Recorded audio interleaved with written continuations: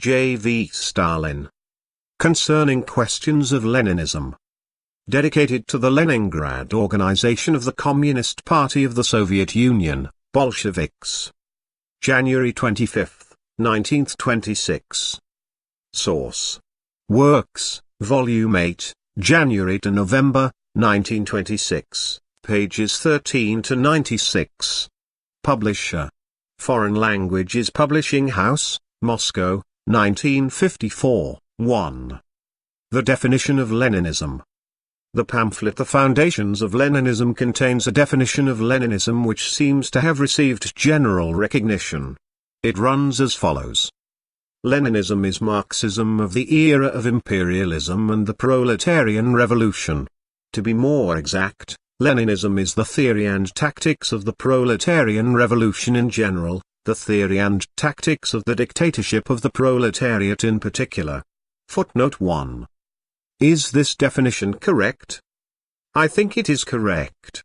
It is correct, firstly, because it correctly indicates the historical roots of Leninism, characterizing it as Marxism of the era of imperialism, as against certain critics of Lenin who wrongly think that Leninism originated after the imperialist war.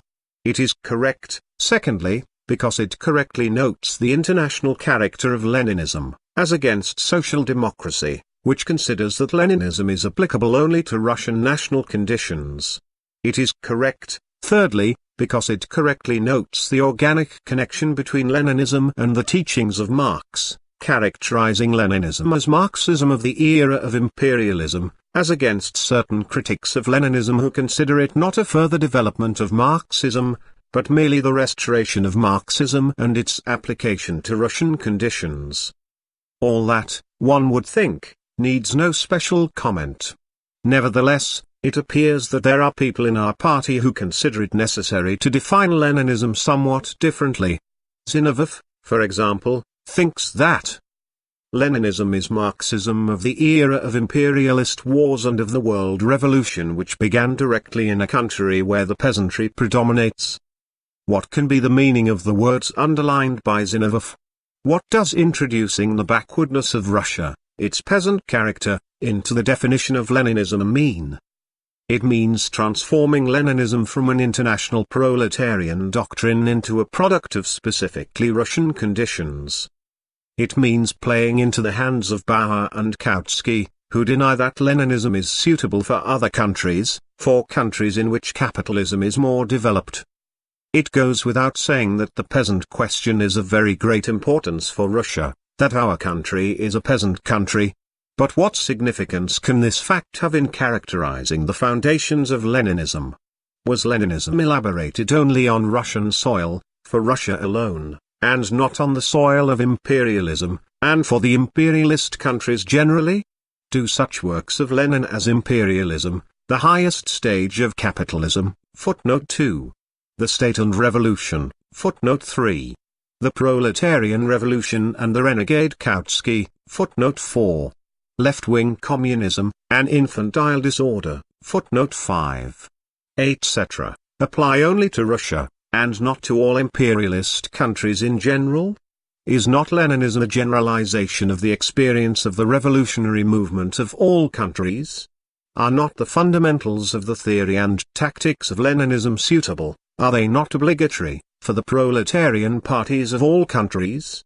Was not Lenin right when he said that Bolshevism can serve as a model of tactics for all?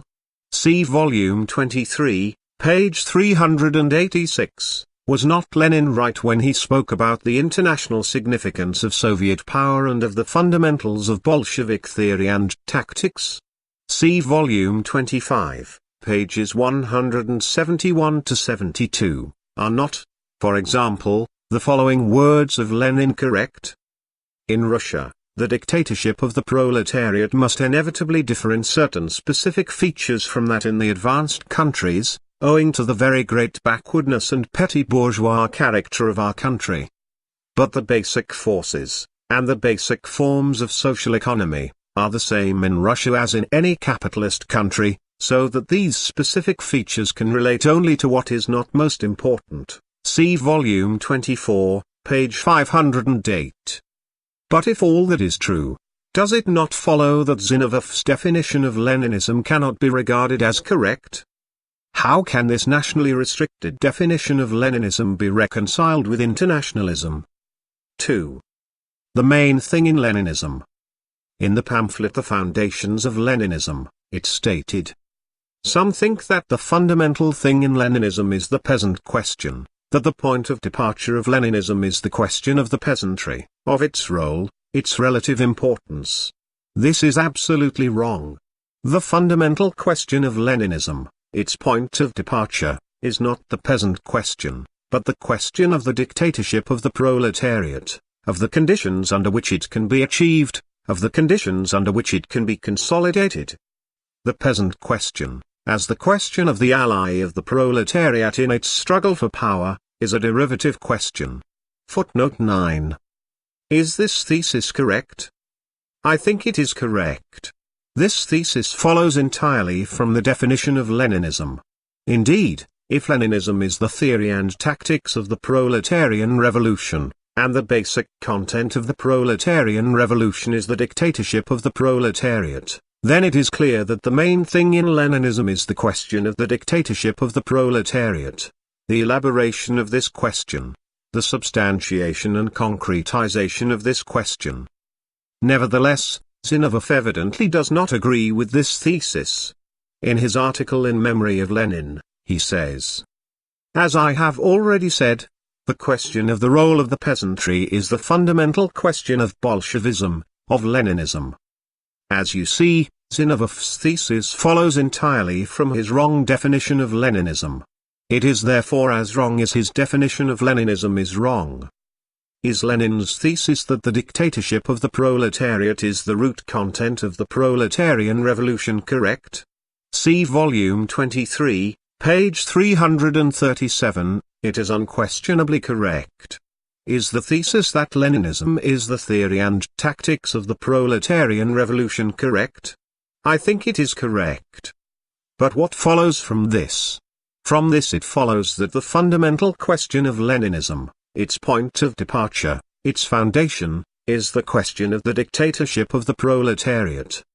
Is it not true that the question of imperialism, the question of the spasmodic character of the development of imperialism, the question of the victory of socialism in one country, the question of the proletarian state, the question of the Soviet form of this state, the question of the role of the party in the system of the dictatorship of the proletariat, the question of the paths of building socialism, that all these questions were elaborated precisely by Lenin?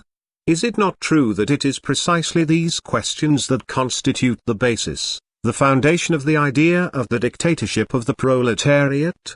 Is it not true that without the elaboration of these fundamental questions, the elaboration of the peasant question from the standpoint of the dictatorship of the proletariat would be inconceivable? It goes without saying that Lenin was an expert on the peasant question. It goes without saying that the peasant question as the question of the ally of the proletariat is of the greatest significance for the proletariat and forms a constituent part of the fundamental question of the dictatorship of the proletariat. But is it not clear that if Leninism had not been faced with the fundamental question of the dictatorship of the proletariat, the derivative question of the ally of the proletariat, the question of the peasantry, would not have arisen either? Is it not clear that if Leninism had not been faced with the practical question of the conquest of power by the proletariat, the question of an alliance with the peasantry would not have arisen either? Lenin would not have been the great ideological leader of the proletariat that he unquestionably is, he would have been a simple peasant philosopher, as foreign literary Philistines often depict him, had he elaborated the peasant question, not on the basis of the theory and tactics of the dictatorship of the proletariat, but independently of this basis, apart from this basis. One or the other. Either the peasant question is the main thing in Leninism, and in that case Leninism is not suitable, not obligatory, for capitalistically developed countries, for those which are not peasant countries. Or the main thing in Leninism is the dictatorship of the proletariat, and in that case Leninism is the international doctrine of the proletarians of all lands, suitable and obligatory for all countries without exception, including the capitalistically developed countries. Here one must choose. 3. The question of permanent revolution. In the pamphlet The Foundations of Leninism, the theory of permanent revolution is appraised as a theory which underestimates the role of the peasantry. There it is stated. Consequently, Lenin fought the adherents of permanent revolution, not over the question of uninterruptedness, for Lenin himself maintained the point of view of uninterrupted revolution, but because they underestimated the role of the peasantry, which is an enormous reserve of the proletariat. Footnote 7. This characterization of the Russian permanentists was considered as generally accepted until recently. Nevertheless, although in general correct, it cannot be regarded as exhaustive. The discussion of 1924, on the one hand, and a careful analysis of the works of Lenin, on the other hand, have shown that the mistake of the Russian permanentists lay not only in their underestimation of the role of the peasantry, but also in their underestimation of the strength of the proletariat and its capacity to lead the peasantry, in their disbelief in the idea of the hegemony of the proletariat. That is why, in my pamphlet The October Revolution and the Tactics of the Russian Communists, December 19, 24, I broadened this characterization and replaced it by another, more complete one. Here is what is stated in that pamphlet. Hitherto only one aspect of the theory of permanent revolution has usually been noted, lack of faith in the revolutionary potentialities of the peasant movement. Now, in fairness, this must be supplemented by another aspect, lack of faith in the strength and capacity of the proletariat in Russia. See footnote 8. This does not mean, of course, that Leninism has been or is opposed to the idea of permanent revolution, without quotation marks, which was proclaimed by Marx in the 40s of the last century. Footnote 9. On the contrary, Lenin was the only Marxist who correctly understood and developed the idea of permanent revolution. What distinguishes Lenin from the permanentists on this question is that the permanentists distorted Marx's idea of permanent revolution and transformed it into lifeless, bookish wisdom, whereas Lenin took it in its pure form and made it one of the foundations of his own theory of revolution. It should be borne in mind that the idea of the growing over of the bourgeois democratic revolution into the socialist revolution, propounded by Lenin as long ago as 1905, is one of the forms of the embodiment of Marx's theory of permanent revolution. Here is what Lenin wrote about this as far back as 1905. From the democratic revolution we shall at once, and just to the extent of our strength, the strength of the class-conscious and organized proletariat, begin to pass to the socialist revolution. We stand for uninterrupted revolution. We shall not stop halfway.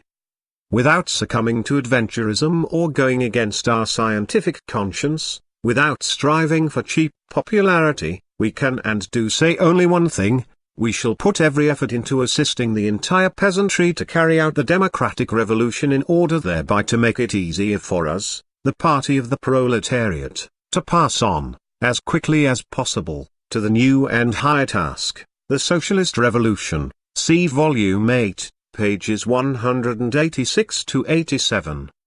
And here is what Lenin wrote on this subject 16 years later, after the conquest of power by the proletariat. The Kautskys, Hilferdings, Martovs, Janovs, Hilquits, Longits, MacDonalds, Taratis, and other heroes of 2.5 Marxism were incapable of understanding the relation between the bourgeois democratic and the proletarian socialist revolutions. The first grows over into the second. The second, in passing, solves the questions of the first. The second consolidates the work of the first. Struggle, and struggle alone, decides how far the second succeeds in outgrowing the first. See Volume 27, page 26. I draw special attention to the first of the above quotations, taken from Lenin's article entitled The Attitude of Social Democracy Towards the Peasant Movement, published on September 1, 1905. I emphasize this for the information of those who still continue to assert that Lenin arrived at the idea of the growing over of the bourgeois democratic revolution into the socialist revolution, that is to say, the idea of permanent revolution, after the imperialist war. This quotation leaves no doubt that these people are profoundly mistaken. 4. The proletarian revolution and the dictatorship of the proletariat. What are the characteristic features of the proletarian revolution as distinct from the bourgeois revolution? The distinction between the proletarian revolution and the bourgeois revolution may be reduced to 5 main points. 1. The bourgeois revolution usually begins when there already exist more or less ready-made forms belonging to the capitalist order, forms which have grown and matured within the womb of feudal society prior to the open revolution, whereas the proletarian revolution begins when ready-made forms belonging to the socialist order are either absent, or almost absent. 2. The main task of the bourgeois revolution consists in seizing power and making it conform to the already existing bourgeois economy, whereas the main task of the proletarian revolution consists, after seizing power, in building a new, socialist economy. 3. The bourgeois revolution is usually consummated with the seizure of power, whereas in the proletarian revolution the seizure of power is only the beginning, and power is used as a lever for transforming the old economy and organizing the new one. 4. The bourgeois revolution limits itself to replacing one group of exploiters in power by another group of exploiters, in view of which it need not smash the old state machine, whereas the proletarian revolution removes all exploiting groups from power and places in power the leader of all the toilers and exploited, the class of proletarians, in view of which it cannot manage without smashing the old state machine and substituting a new one for it. 5. The bourgeois revolution cannot rally the millions of the toiling and exploited masses around the bourgeoisie for any length of time, for the very reason that they are toilers and exploited, whereas the proletarian revolution can and must link them, precisely as toilers and exploited, in a durable alliance with the proletariat, if it wishes to carry out its main task of consolidating the power of the proletariat and building a new, socialist economy. Here are some of Lenin's main theses on this subject. One of the fundamental differences between bourgeois revolution and socialist revolution, says Lenin, is that for the bourgeois revolution, which arises out of feudalism, the new economic organizations are gradually created in the womb of the old order, gradually changing all the aspects of feudal society.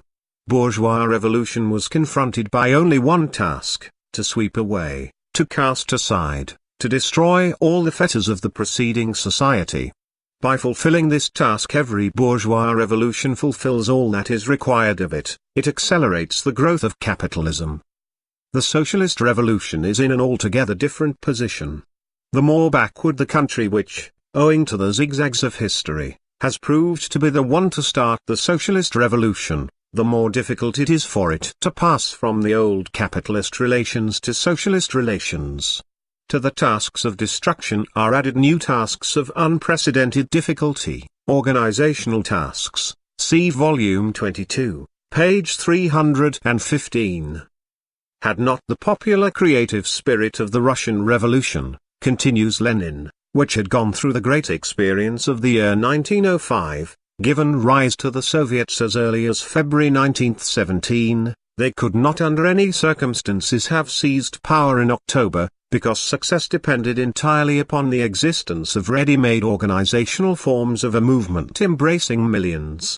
These ready-made forms were the Soviets, and that is why in the political sphere there awaited us those brilliant successes, the continuous triumphant march, that we experienced, for the new form of political power was ready to hand, and all we had to do was, by passing a few decrees, to transform the power of the Soviets from the embryonic state in which it existed in the first months of the revolution into a legally recognized form which has become established in the Russian state, that is, into the Russian Soviet Republic, see volume 22, page 315. But two problems of enormous difficulty still remained, says Lenin, the solution of which could not possibly be the triumphant march which our revolution experienced in the first months. Firstly, there were the problems of internal organization, which confront every socialist revolution. The difference between socialist revolution and bourgeois revolution lies precisely in the fact that the latter finds ready-made forms of capitalist relationships, while Soviet power, proletarian power, does not inherit such ready-made relationships, if we leave out of account the most developed forms of capitalism, which, strictly speaking, extended to but a small top layer of industry and hardly touched agriculture. The organization of accounting, the control of large enterprises, the transformation of the whole of the state economic mechanism into a single huge machine, into an economic organism that works in such a way that hundreds of millions of people are guided by a single plan, such was the enormous organizational problem that rested on our shoulders. Under the present conditions of labor, this problem could not possibly be solved by the hurrah methods by which we were able to solve the problems of the Civil War. Ibid. Page 318. The second enormous difficulty was the international question. The reason why we were able to cope so easily with Kerensky's gangs, why we so easily established our power and without the slightest difficulty passed the decrees on the socialization of the land and on workers' control, the reason why we achieved all this so easily was only that a fortunate combination of circumstances protected us for a short time from international imperialism. International imperialism, with the entire might of its capital, with its highly organized military technique, which is a real force, a real fortress of international capital, could in no case, under no circumstances, live side by side with the Soviet Republic, both because of its objective position and because of the economic interests of the capitalist class which is embodied in it. It could not do so because of commercial connections, of international financial relations. In this sphere a conflict is inevitable. Therein lies the greatest difficulty of the Russian Revolution, its greatest historical problem, the necessity of solving the international tasks, the necessity of calling forth an international revolution. See Volume 22, page 317. Such is the intrinsic character and the basic meaning of the proletarian revolution. Can such radical transformation of the old bourgeois order be achieved without a violent revolution, without the dictatorship of the proletariat? Obviously not. To think that such a revolution can be carried out peacefully, within the framework of bourgeois democracy, which is adapted to the rule of the bourgeoisie, means that one has either gone out of one's mind and lost normal human understanding, or has grossly and openly repudiated the proletarian revolution. This thesis must be emphasized all the more strongly and categorically for the reason that we are dealing with the proletarian revolution which for the time being has triumphed only in one country, a country which is surrounded by hostile capitalist countries and the bourgeoisie of which cannot fail to receive the support of international capital. That is why Lenin says that the emancipation of the oppressed class is impossible not only without a violent revolution, but also without the destruction of the apparatus of state power which was created by the ruling class. See Volume 21, page 373. First, let the majority of the population, while private property still exists, that is, while the rule and yoke of capital still exists, express themselves in favor of the party of the proletariat, and only then can and should the party take power. So say the petty bourgeois democrats who call themselves socialists but who are in reality the servitors of the bourgeoisie. See Volume 24, page 647. We say, let the revolutionary proletariat first overthrow the bourgeoisie, break the yoke of capital, and smash the bourgeois state apparatus. Then the victorious proletariat will be able rapidly to gain the sympathy and support of the majority of the toiling non-proletarian masses by satisfying their needs at the expense of the exploiters. Ibid. In order to win the majority of the population to its side, Lenin says further, the proletariat must, in the first place, overthrow the bourgeoisie and seize state power. Secondly, it must introduce Soviet power and smash the old state apparatus to bits, whereby it immediately undermines the rule, prestige and influence of the bourgeoisie and petty bourgeois compromises over the non-proletarian toiling masses. Thirdly, it must entirely destroy the influence of the bourgeoisie and petty bourgeois compromises over the majority of the non-proletarian toiling masses by satisfying their economic needs in a revolutionary way at the expense of the exploiters. Ibid, page 641. Such are the characteristic features of the proletarian revolution. What, in this connection, are the main features of the dictatorship of the proletariat? Once it is admitted that the dictatorship of the proletariat is the basic content of the proletarian revolution. Here is the most general definition of the dictatorship of the proletariat given by Lenin. The dictatorship of the proletariat is not the end of the class struggle, but its continuation in new forms. The dictatorship of the proletariat is the class struggle of the proletariat, which has won victory and has seized political power, against the bourgeoisie, which although vanquished has not been annihilated, has not disappeared, has not ceased its resistance, has increased its resistance. See volume 24, page 311. Arguing against confusing the dictatorship of the proletariat with popular government, elected by all, with non-class government, Lenin says, "The class which took political power into its hands did so knowing that it took power alone. That is a part of the concept dictatorship of the proletariat. This concept has meaning only when this one class knows that it alone is taking political power in its hands, and does not deceive itself or others with talk about popular government, elected by all, sanctified by the whole people." See volume 24, page 286. This does not mean, however, that the power of one class, the class of the proletarians, which does not and cannot share power with other classes, does not need aid from, and an alliance with, the laboring and exploited masses of other classes for the achievement of its aims. On the contrary, this power, the power of one class, can be firmly established and exercised to the full only by means of a special form of alliance between the class of proletarians and the laboring masses of the petty bourgeois classes, primarily the laboring masses of the peasantry. What is this special form of alliance? What does it consist in? Does not this alliance with the laboring masses of other, non-proletarian, classes wholly contradict the idea of the dictatorship of one class? This special form of alliance consists in that the guiding force of this alliance is the proletariat.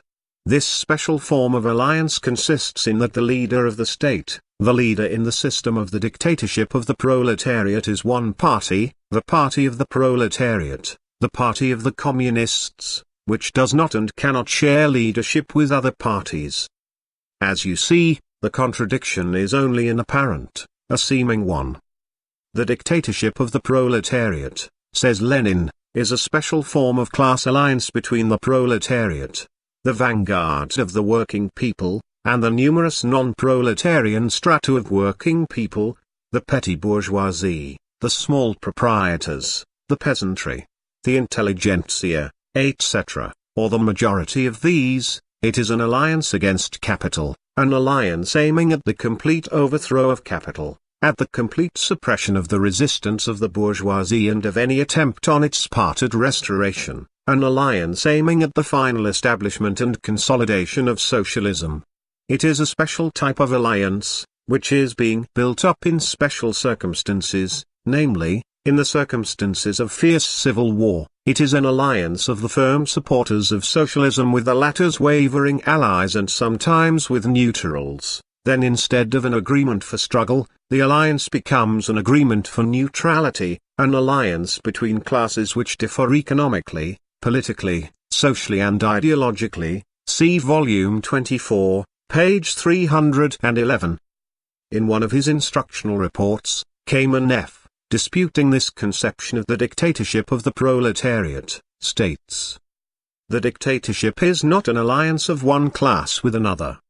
I believe that Kamenev here has in view, primarily, a passage in my pamphlet The October Revolution and the Tactics of the Russian Communists, where it is stated, The dictatorship of the proletariat is not simply a governmental top stratum skillfully selected by the careful hand of an experienced strategist, and judiciously relying on the support of one section or another of the population. The dictatorship of the proletariat is the class alliance between the proletariat and the laboring masses of the peasantry for the purpose of overthrowing capital, for achieving the final victory of socialism, on the condition that the guiding force of this alliance is the proletariat. Footnote 10. I wholly endorse this formulation of the dictatorship of the proletariat, for I think that it fully and entirely coincides with Lenin's formulation, just quoted. I assert that Kamenev's statement that the dictatorship is not an alliance of one class with another, in the categorical form in which it is made, has nothing in common with Lenin's theory of the dictatorship of the proletariat. I assert that such statements can be made only by people who have failed to understand the meaning of the idea of the bond, the idea of the alliance of the proletariat and peasantry, the idea of the hegemony of the proletariat within this alliance. Such statements can be made only by people who have failed to understand Lenin's thesis. Only an agreement with the peasantry can save the socialist revolution in Russia as long as the revolution in other countries has not taken place. See volume 26, page 238. Such statements can be made only by people who have failed to understand Lenin's thesis. The supreme principle of the dictatorship is the maintenance of the alliance of the proletariat and peasantry in order that the proletariat may retain its leading role and state power. Ibid, page 460. Pointing out one of the most important aims of the dictatorship, the aim of suppressing the exploiters, Lenin says, the scientific concept of dictatorship means nothing more nor less than completely unrestricted power, absolutely unimpeded by laws or regulations and resting directly on the use of force. See volume 25, page 441. Dictatorship means, note this once and for all, messrs. Cadets, unrestricted power, based on force and not on law. In time of civil war any victorious power can be only a dictatorship. See volume 25, page 436. But of course, the dictatorship of the proletariat does not mean only the use of force, although there is no dictatorship without the use of force. Dictatorship, says Lenin, does not mean only the use of force, although it is impossible without the use of force. It also means the organization of labor on a higher level than the previous organization. See volume 24, page 305. The dictatorship of the proletariat is not only the use of force against the exploiters, and not even mainly the use of force. The economic foundation of this revolutionary use of force, the guarantee of its effectiveness and success, is the fact that the proletariat represents and creates a higher type of social organization of labor compared with capitalism. This is the essence. This is the source of the strength and the guarantee of the inevitable complete triumph of communism. See volume 24, pages 335 to 36. Its quintessence, that is, of the dictatorship, J. Stalin, is the organization and discipline of the advanced detachment of the working people, of its vanguard, its sole leader, the proletariat, whose object is to build socialism, to abolish the division of society into classes, to make all members of society working people, to remove the basis for any exploitation of man by man. This object cannot be achieved at one stroke. It requires a fairly long period of transition from capitalism to socialism, because the reorganization of production is a difficult matter, because radical changes in all spheres of life need time, and because the enormous force of habit of petty bourgeois and bourgeois conduct of economy can be overcome only by a long and stubborn struggle. That is why Marx spoke of an entire period of the dictatorship of the proletariat, as the period of transition from capitalism to socialism. Ibid, page 314. Such are the characteristic features of the dictatorship of the proletariat. Hence the three main aspects of the dictatorship of the proletariat. 1. The utilization of the rule of the proletariat for the suppression of the exploiters. for the defense of the country, for the consolidation of the ties with the proletarians of other lands, and for the development and victory of the revolution in all countries.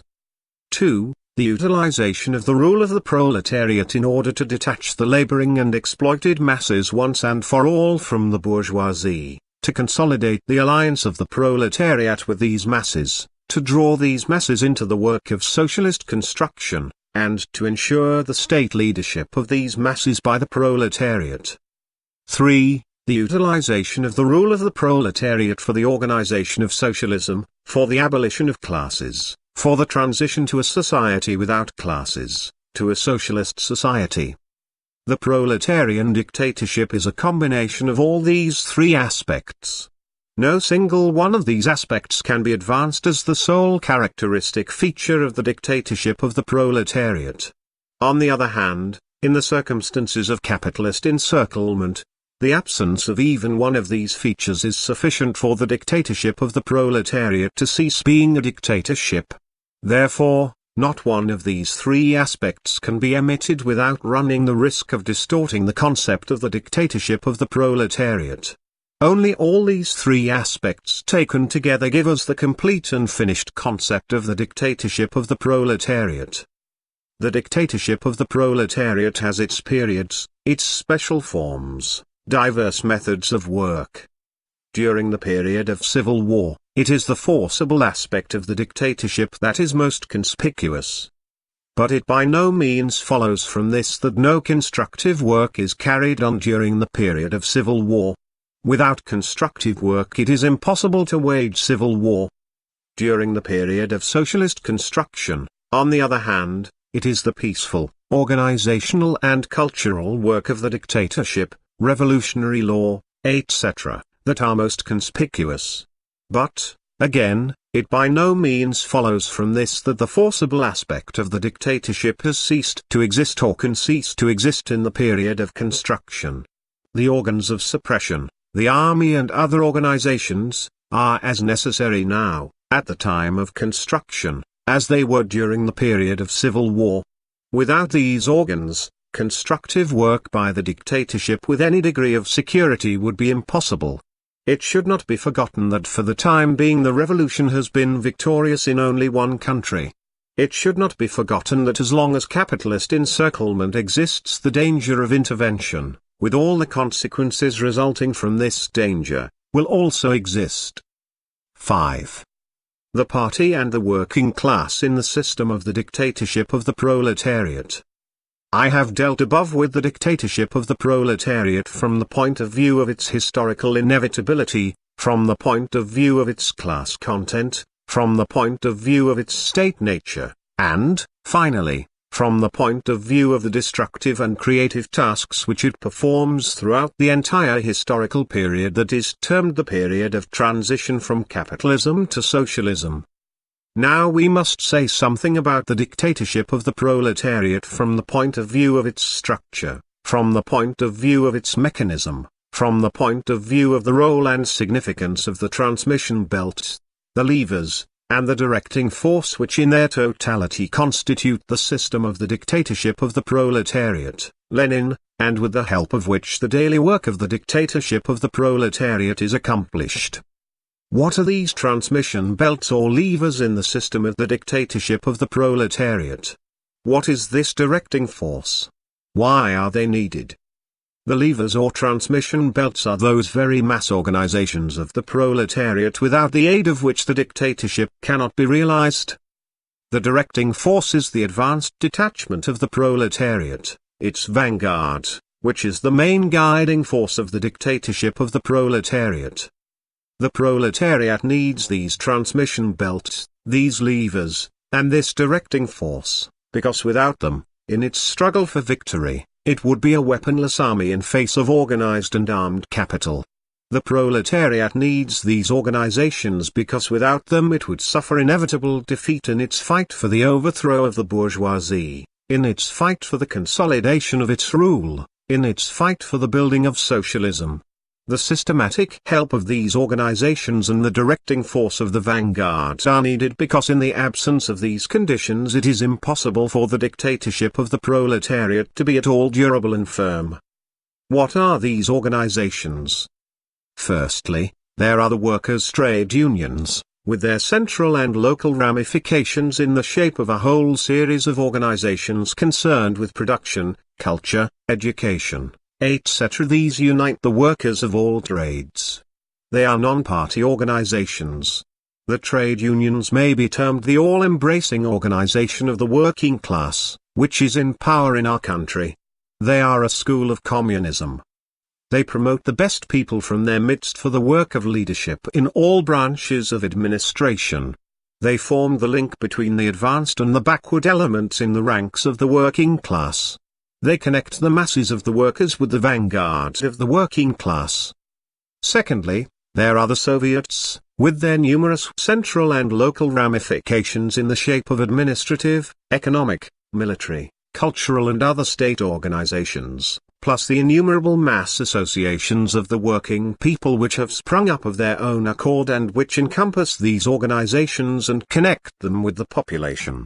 The Soviets are a mass organization of all the working people of town and country. They are a non-party organization. The Soviets are the direct expression of the dictatorship of the proletariat. It is through the Soviets that all measures for strengthening the dictatorship and for building socialism are carried out. It is through the Soviets that the state leadership of the peasantry by the proletariat is exercised. The Soviets connect the vast masses of the working people with the vanguard of the proletariat. Thirdly, there are the cooperatives of all kinds, with all their ramifications. These are a mass organization of the working people, a non-party organization, which unites the working people primarily as consumers, and also, in the course of time, as producers, agricultural cooperatives. The cooperatives acquire special significance after the consolidation of the dictatorship of the proletariat. During the period of extensive construction, they facilitate contact between the vanguard of the proletariat and the mass of the peasantry and make it possible to draw the latter into the channel of socialist construction. Fourthly, there is the Youth League. This is a mass organization of young workers and peasants. It is a non-party organization, but is linked with the party. Its task is to help the party to educate the young generation in the spirit of socialism.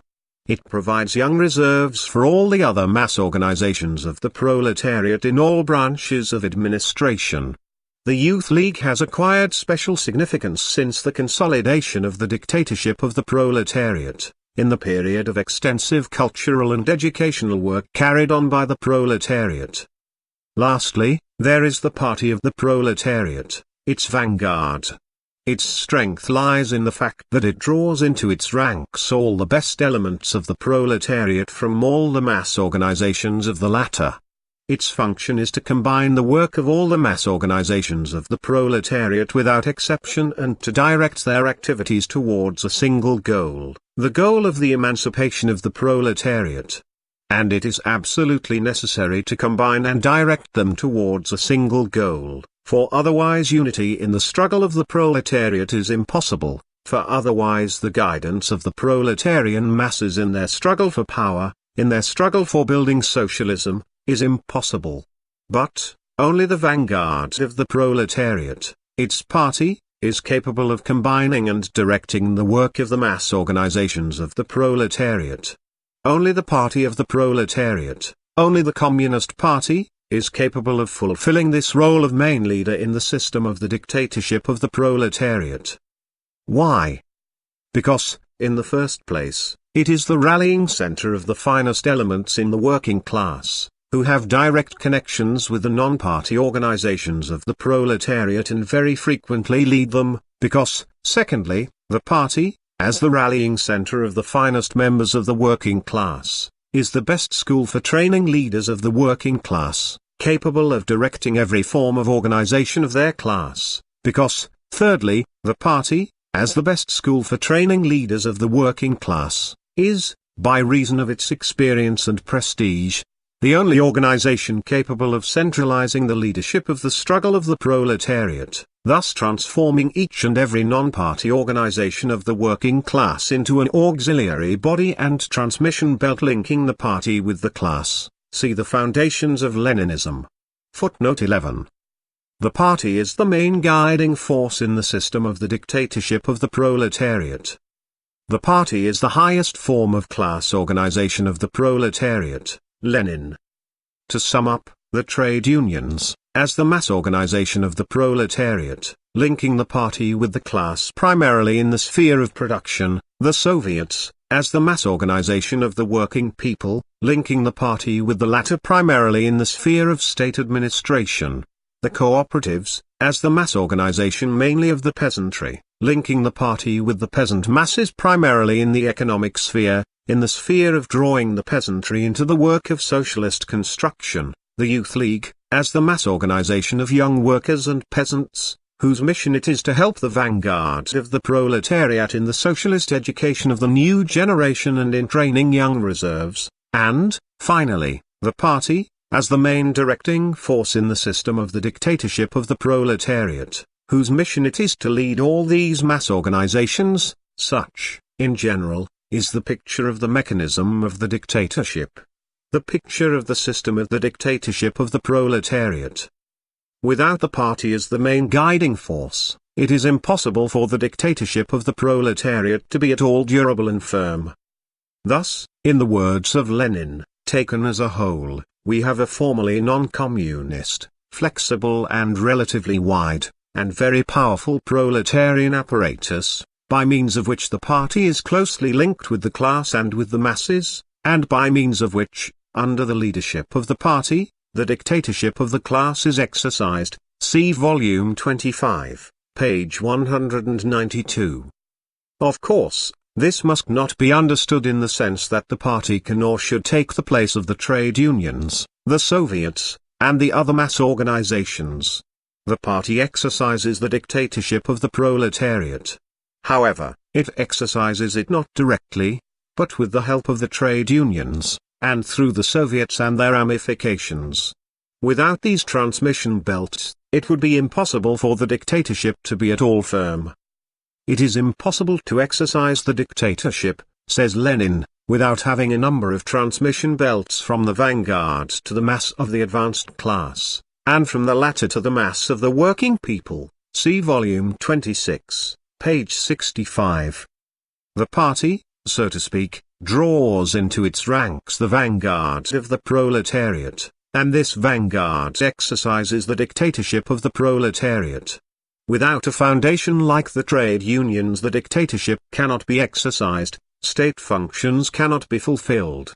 And these functions have to be exercised through a number of special institutions also of a new type, namely, through the Soviet apparatus. See volume 26, page 64. The highest expression of the leading role of the party, here, in the Soviet Union, in the land of the dictatorship of the proletariat, for example, is the fact that not a single important political or organizational question is decided by our Soviet and other mass organizations without guiding directives from the party.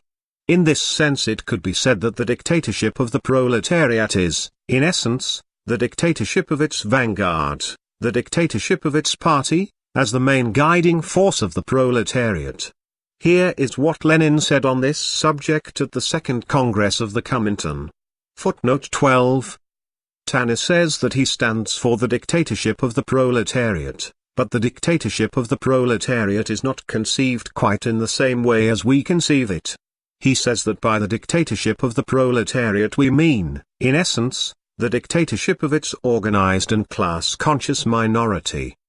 And, as a matter of fact, in the era of capitalism, when the masses of the workers are continuously subjected to exploitation and cannot develop their human potentialities, the most characteristic feature of working-class political parties is that they can embrace only a minority of their class. A political party can comprise only a minority of the class, in the same way as the really class-conscious workers in every capitalist society constitute only a minority of all the workers. That is why we must admit that only this class-conscious minority can guide the broad masses of the workers and lead them. And if Comrade Tanner says that he is opposed to parties, but at the same time is in favor of the minority consisting of the best organized and most revolutionary workers showing the way to the whole of the proletariat, then I say that there is really no difference between us. See volume 25, page 347. But this, however, must not be understood in the sense that a sign of equality can be put between the dictatorship of the proletariat and the leading role of the party, the dictatorship of the party, that the former can be identified with the latter, that the latter can be substituted for the former. Sorin, for example, says that the dictatorship of the proletariat is the dictatorship of our party. This thesis, as you see, identifies the dictatorship of the party with the dictatorship of the proletariat. Can we regard this identification as correct and yet remain on the ground of Leninism? No, we cannot. And for the following reasons. Firstly, in the passage from his speech, at the Second Congress of the Comintern quoted above, Lenin does not by any means identify the leading role of the party with the dictatorship of the proletariat. He merely says that only this class-conscious minority, that is, the party, Stalin, can guide the broad masses of the workers and lead them, that it is precisely in this sense that by the dictatorship of the proletariat we mean, in essence, the dictatorship of its organized and class-conscious minority. To say in essence does not mean wholly. We often say that the national question is, in essence, a peasant question. And this is quite true. But this does not mean that the national question is governed by the peasant question, that the peasant question is equal in scope to the national question, that the peasant question and the national question are identical. There is no need to prove that the national question is wider and richer in its scope than the peasant question. The same must be said by analogy as regards the leading role of the party and the dictatorship of the proletariat. Although the party carries out the dictatorship of the proletariat, and in this sense the dictatorship of the proletariat is, in essence, the dictatorship of its party, this does not mean that the dictatorship of the party, its leading role, is identical with the dictatorship of the proletariat, that the former is equal in scope to the latter. There is no need to prove that the dictatorship of the proletariat is wider and richer in its scope than the leading role of the party. The party carries out the dictatorship of the proletariat, but it carries out the dictatorship of the proletariat, and not any other kind of dictatorship. Whoever identifies the leading role of the party with the dictatorship of the proletariat substitutes dictatorship of the party for the dictatorship of the proletariat. Secondly, not a single important decision is arrived at by the mass organizations of the proletariat without guiding directives from the party. That is perfectly true. But does that mean that the dictatorship of the proletariat consists entirely of the guiding directives given by the party? Does that mean that, in view of this, the guiding directives of the party can be identified with the dictatorship of the proletariat? Of course not. The dictatorship of the proletariat consists of the guiding directives of the party plus the carrying out of these directives by the mass organizations of the proletariat, plus their fulfillment by the population. Here, as you see, we have to deal with a whole series of transitions and intermediary steps which are by no means unimportant elements of the dictatorship of the proletariat. Hence, between the guiding directives of the party and their fulfillment lie the will and actions of those who are led, the will and actions of the class, its willingness, or unwillingness, to support such directives, its ability, or inability, to carry out these directives, its ability, or inability, to carry them out in strict accordance with the demands of the situation. It scarcely needs proof that the party, having taken the leadership into its hands, cannot but reckon with the will, the condition, the level of political consciousness of those who are led, cannot leave out of account the will, the condition, and level of political consciousness of its class. Therefore, whoever identifies the leading role of the party with the dictatorship of the proletariat substitutes the directives given by the party for the will and actions of the class. Thirdly, the dictatorship of the proletariat, says Lenin, is the class struggle of the proletariat, which has won victory and has seized political power. See volume 24, page 311. How can this class struggle find expression? It may find expression in a series of armed actions by the proletariat against the sorties of the overthrown bourgeoisie, or against the intervention of the foreign bourgeoisie. It may find expression in civil war, if the power of the proletariat has not yet been consolidated. It may find expression, after power has already been consolidated, in the extensive organizational and constructive work of the proletariat, with the enlistment of the broad masses in this work. In all these cases, the acting force is the proletariat as a class. It has never happened that the party alone, has undertaken all these actions with only its own forces, without the support of the class. Usually it only directs these actions, and it can direct them only to the extent that it has the support of the class. For the party cannot cannot replace the class. For, despite all its important leading role, the party still remains a part of the class. Therefore, whoever identifies the leading role of the party with the dictatorship of the proletariat substitutes the party for the class. Fourthly, the party exercises the dictatorship of the proletariat. The party is the direct governing vanguard of the proletariat, it is the leader, Lenin. Footnote 13. In this sense the party takes power, the party governs the country. But this must not be understood in the sense that the party exercises the dictatorship of the proletariat separately from the state power, without the state power, that the party governs the country separately from the Soviets, not through the Soviets. This does not mean that the party can be identified with the Soviets, with the state power. The party is the core of this power, but it is not and cannot be identified with the state power. As the ruling party, says Lenin, we could not but merge the Soviet top leadership with the party top leadership. In our country they are merged and will remain so. See volume 26, page 208. This is quite true. But by this Lenin by no means wants to imply that our Soviet institutions as a whole, for instance our army, our transport, our economic institutions, etc., our party institutions, that the party can replace the Soviets and their ramifications, that the party can be identified with the state power. Lenin repeatedly said that the system of Soviets is the dictatorship of the proletariat, and that the Soviet power is the dictatorship of the proletariat. See volume 24, pp. 15, 14, but he never said that the party is the state power, that the Soviets and the party are one and the same thing. The party, with a membership of several 100,000, guides the Soviets and their central and local ramifications, which embrace tens of millions of people, both party and non-party, but it cannot and should not supplant them.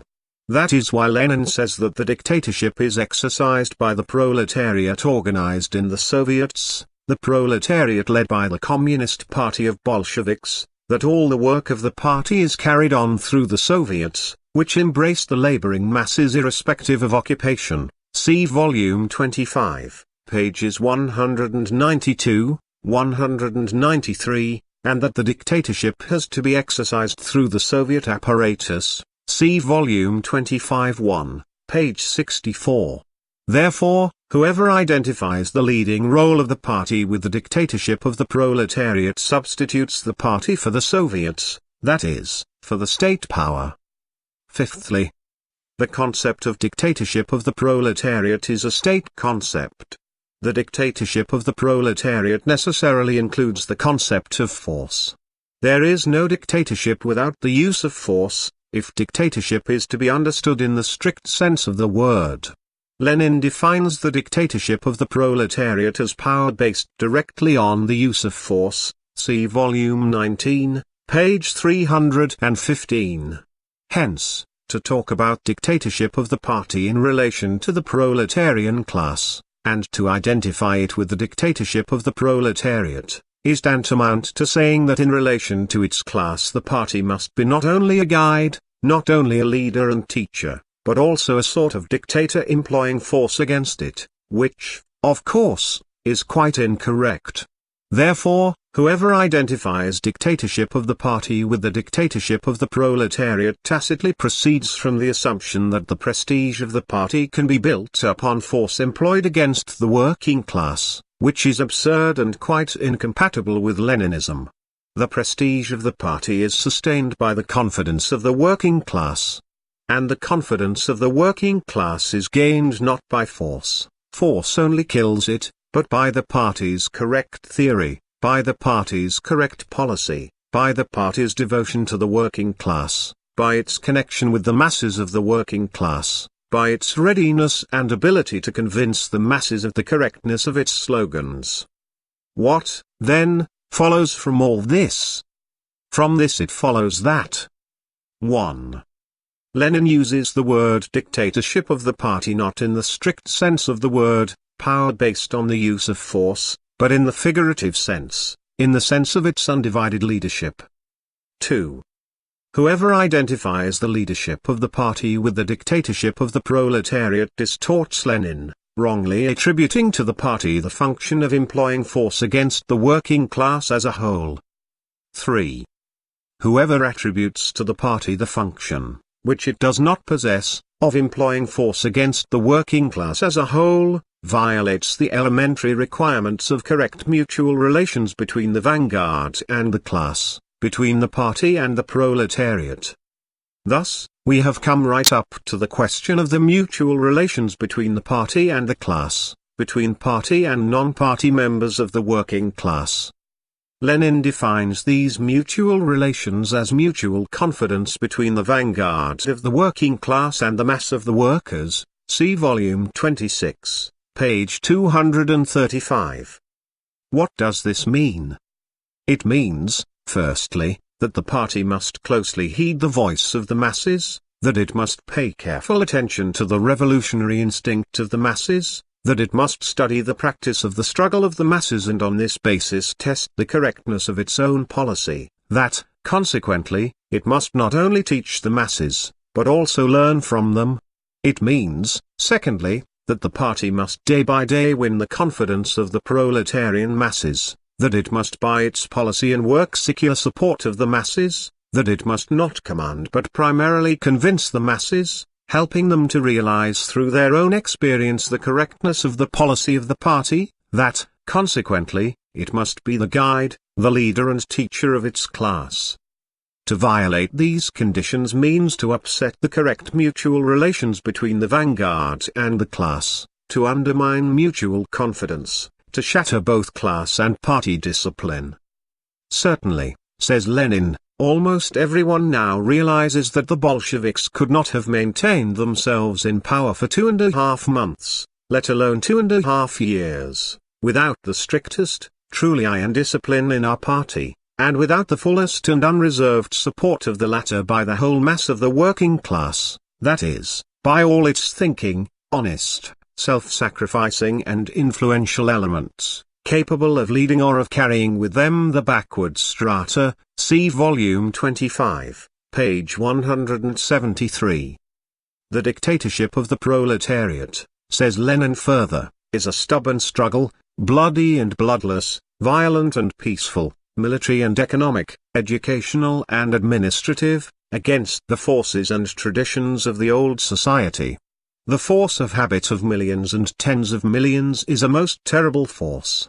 Without an iron party tempered in the struggle, without a party enjoying the confidence of all that is honest in the given class, without a party capable of watching and influencing the mood of the masses, it is impossible to conduct such a struggle successfully, see volume 25, page 190. But how does the party acquire this confidence and support of the class? How is the iron discipline necessary for the dictatorship of the proletariat built up within the working class? On what soil does it grow up? Here is what Lenin says on this subject. How is the discipline of the revolutionary party of the proletariat maintained? How is it tested? How is it reinforced? Firstly, by the class consciousness of the proletarian vanguard and by its devotion to the revolution, by its stamina, self-sacrifice and heroism. Secondly, by its ability to link itself with, to keep in close touch with, and to a certain extent, if you like, to merge with the broadest masses of the working people, primarily with the proletarian, but also with the non-proletarian, laboring masses. Thirdly, by the correctness of the political leadership exercised by this vanguard, by the correctness of its political strategy and tactics, provided that the broadest masses have been convinced through their own experience of this correctness. Without these conditions, discipline in a revolutionary party that is really capable of being the party of the advanced class, whose mission it is to overthrow the bourgeoisie and transform the whole of society, cannot be achieved.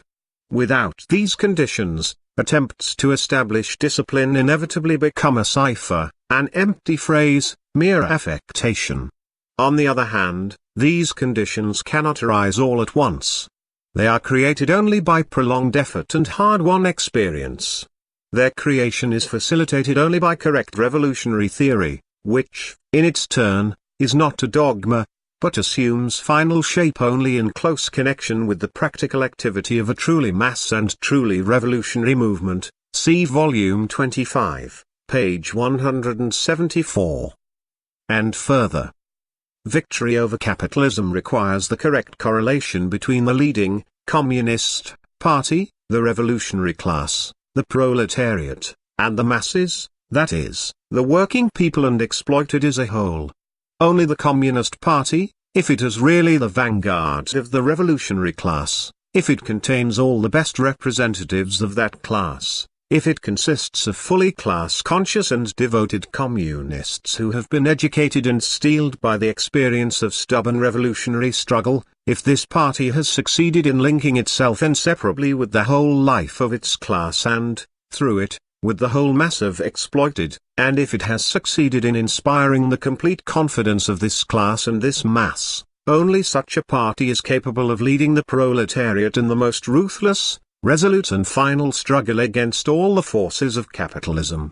On the other hand, only under the leadership of such a party can the proletariat develop the full might of its revolutionary onslaught and nullify the inevitable apathy and, partly, resistance of the small minority of the labor aristocracy corrupted by capitalism, and of the old trade union and cooperative leaders, etc. Only then will it be able to display its full strength, which, owing to the very economic structure of capitalist society, is immeasurably greater than the proportion of the population it constitutes. See volume 25, page 315.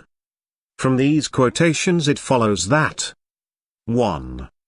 The prestige of the party and the iron discipline within the working class that are necessary for the dictatorship of the proletariat are built up not on fear or on unrestricted rights of the party, but on the confidence of the working class in the party, on the support which the party receives from the working class. 2. The confidence of the working class in the party is not acquired at one stroke, and not by means of force against the working class, but by the party's prolonged work among the masses, by the correct policy of the party, by the ability of the party to convince the masses through their own experience of the correctness of its policy, by the ability of the party to secure support of the working class and to take the lead of the masses of the working class. 3. Without a correct party policy, reinforced by the experience of the struggle of the masses, and without the confidence of the working class, there is not and cannot be real leadership by the party. 4. The party and its leadership, if the party enjoys the confidence of the class, and if this leadership is real leadership, cannot be counterposed to the dictatorship of the proletariat, because without the leadership of the party, the dictatorship of the party, enjoying the confidence of the working class, it is impossible for the dictatorship of the proletariat to be at all firm.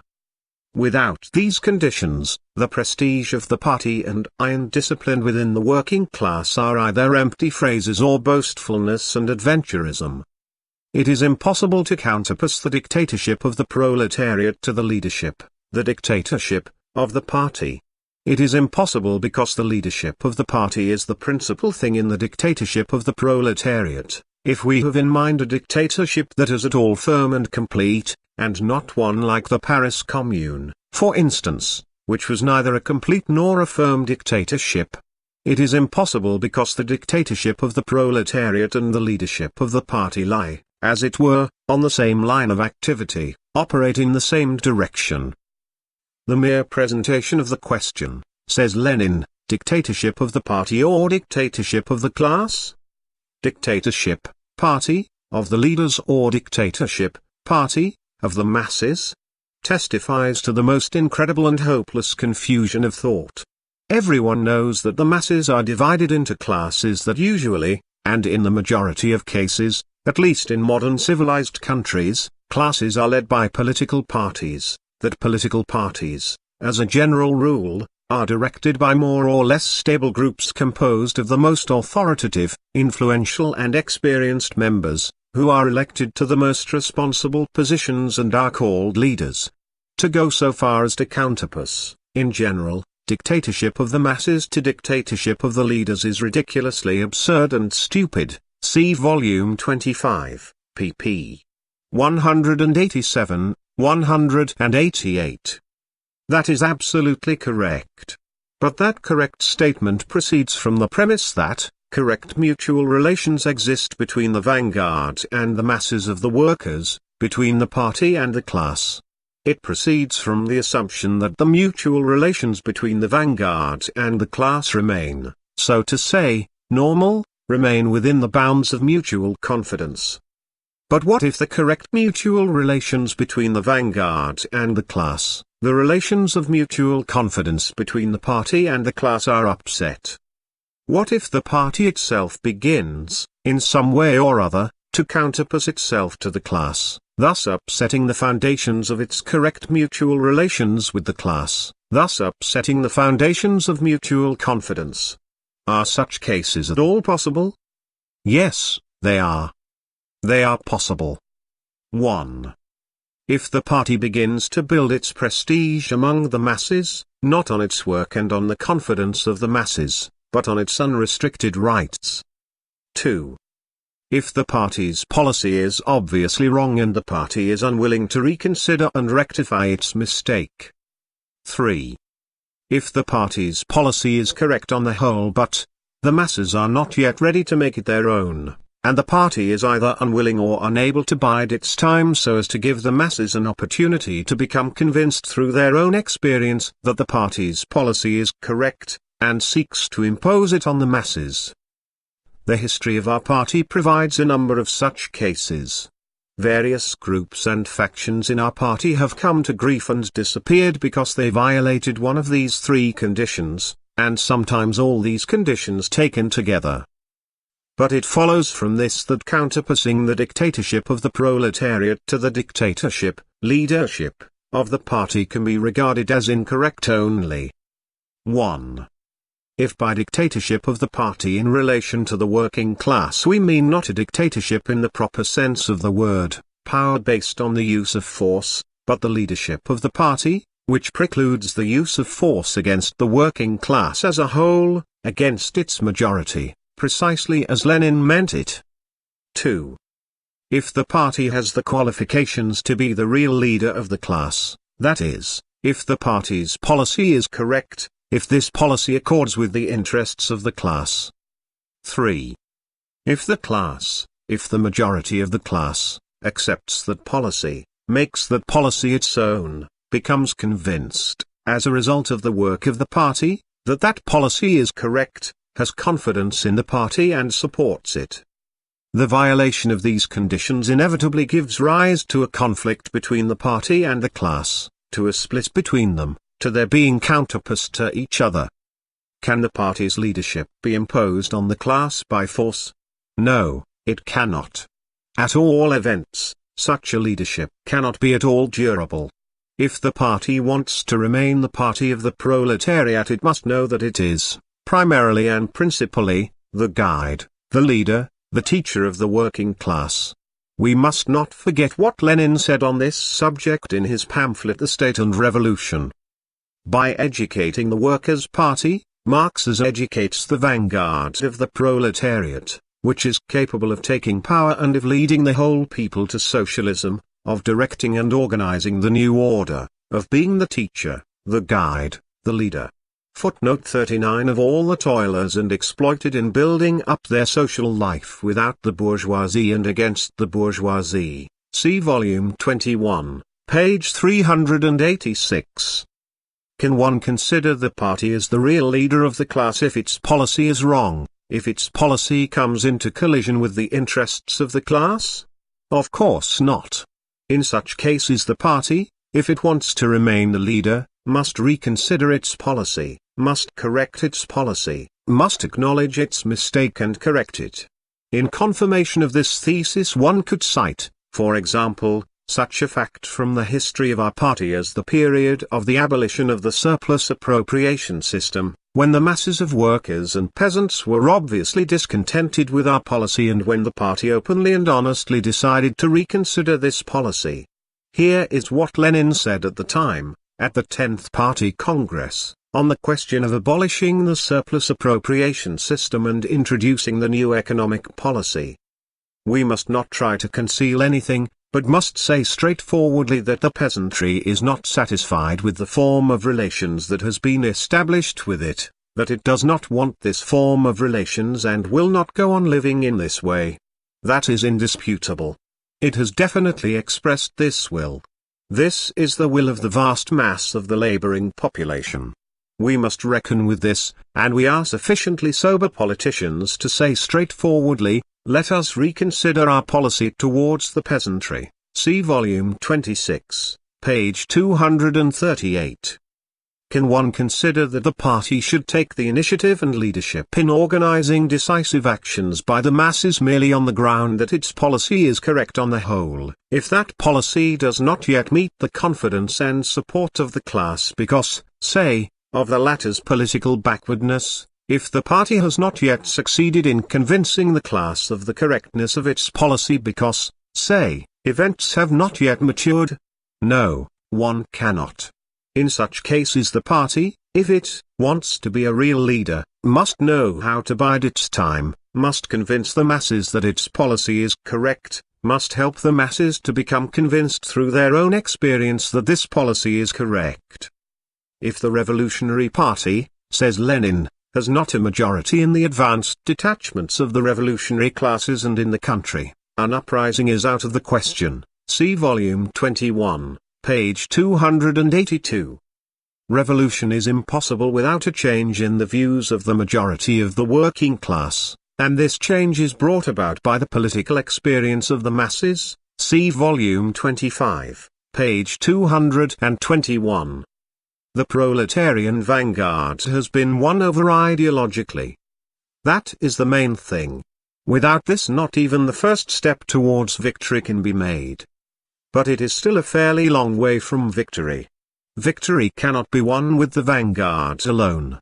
To throw the vanguards alone into the decisive battle, before the whole class, before the broad masses have taken up a position either of direct support of the vanguard, or at least of benevolent neutrality towards it, and one in which they cannot possibly support the enemy, would be not merely folly but a crime.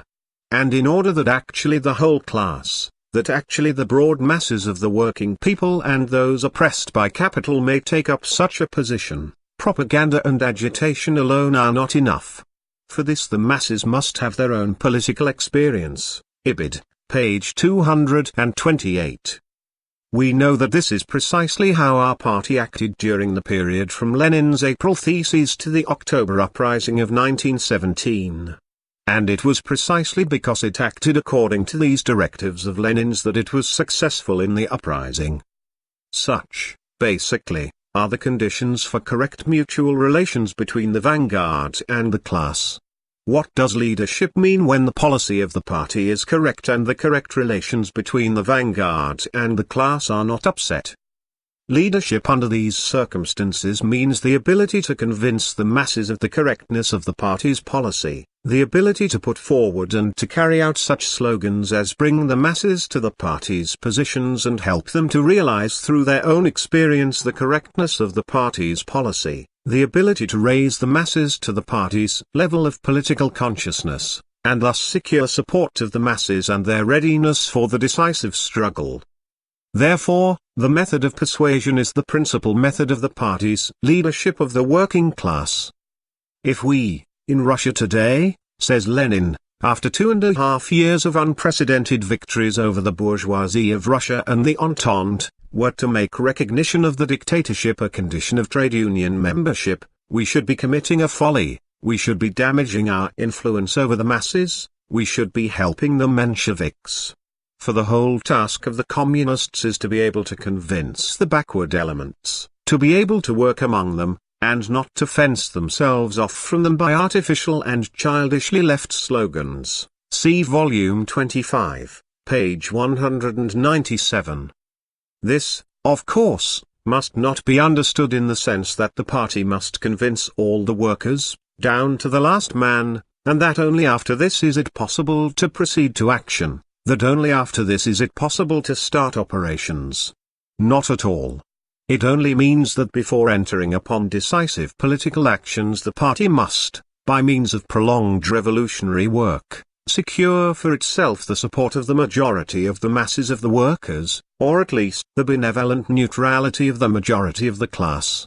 Otherwise Lenin's thesis, that a necessary condition for victorious revolution is that the party should win over the majority of the working class, would be devoid of all meaning.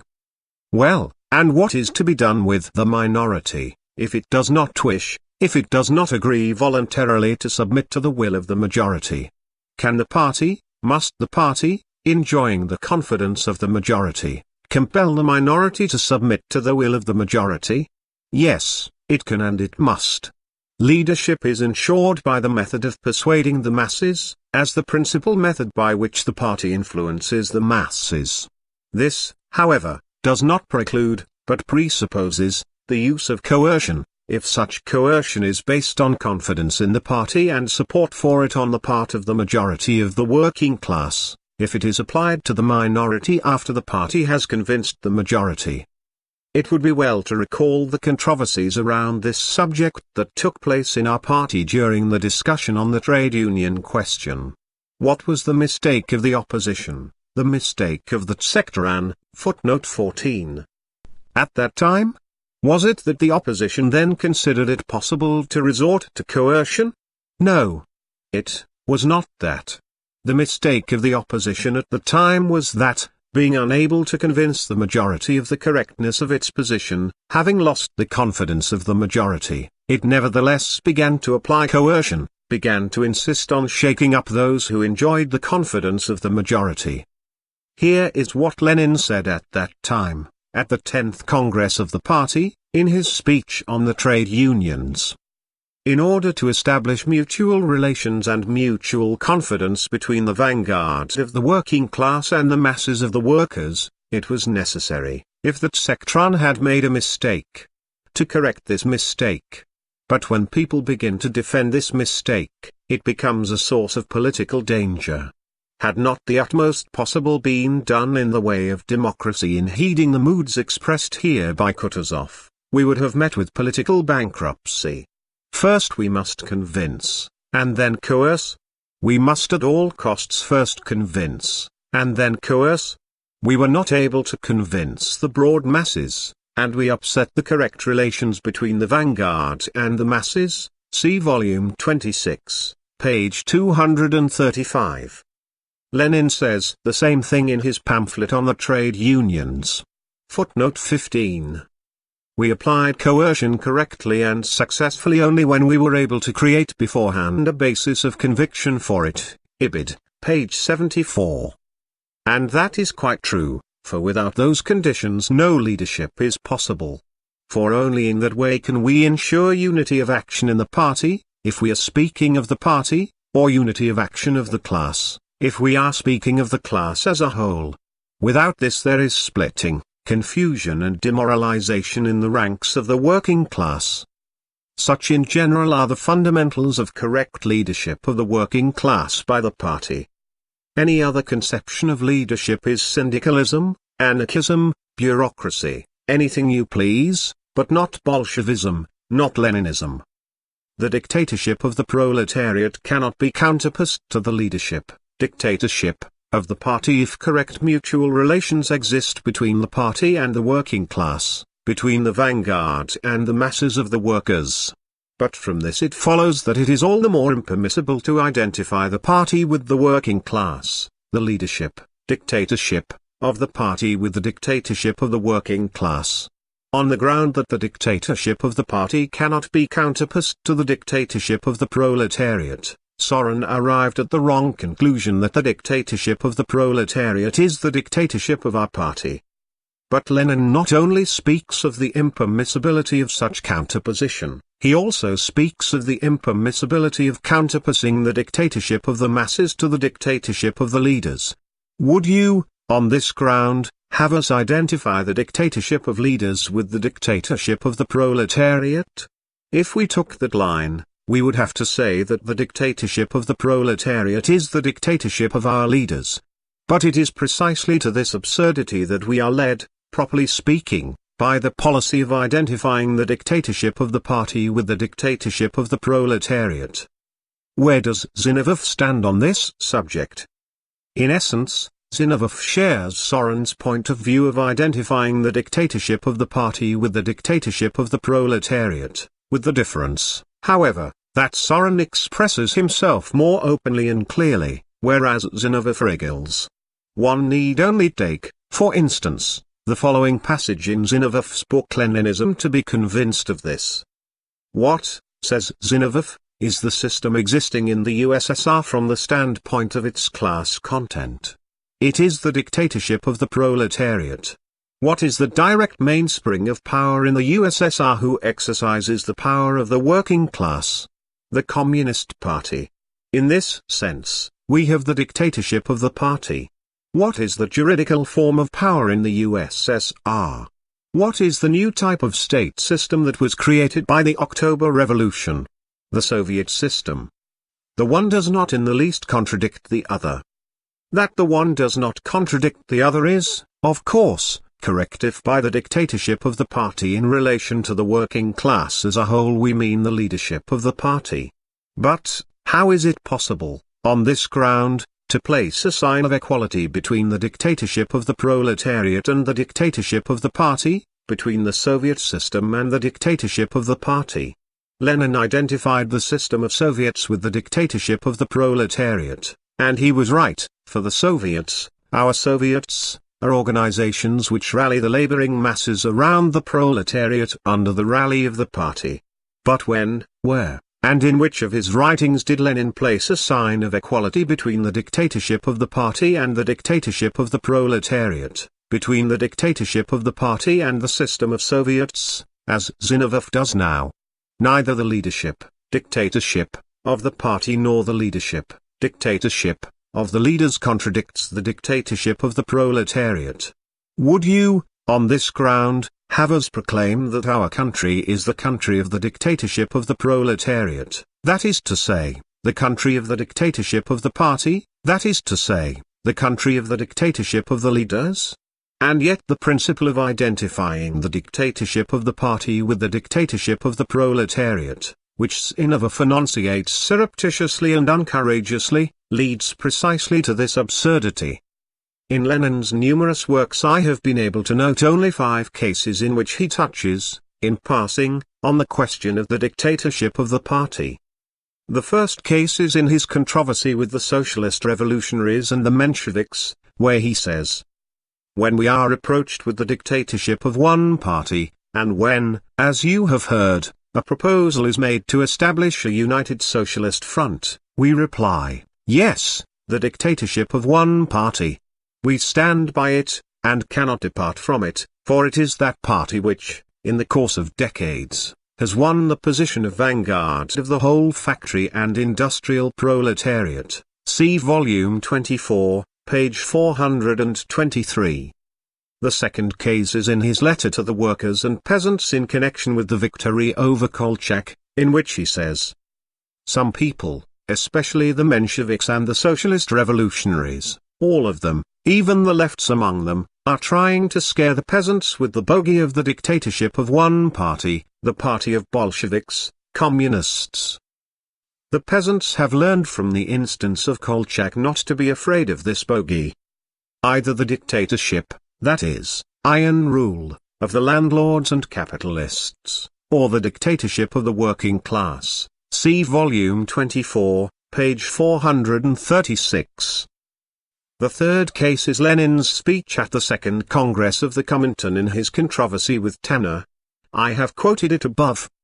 The fourth case is a few lines in the pamphlet Left-Wing Communism, an Infantile Disorder.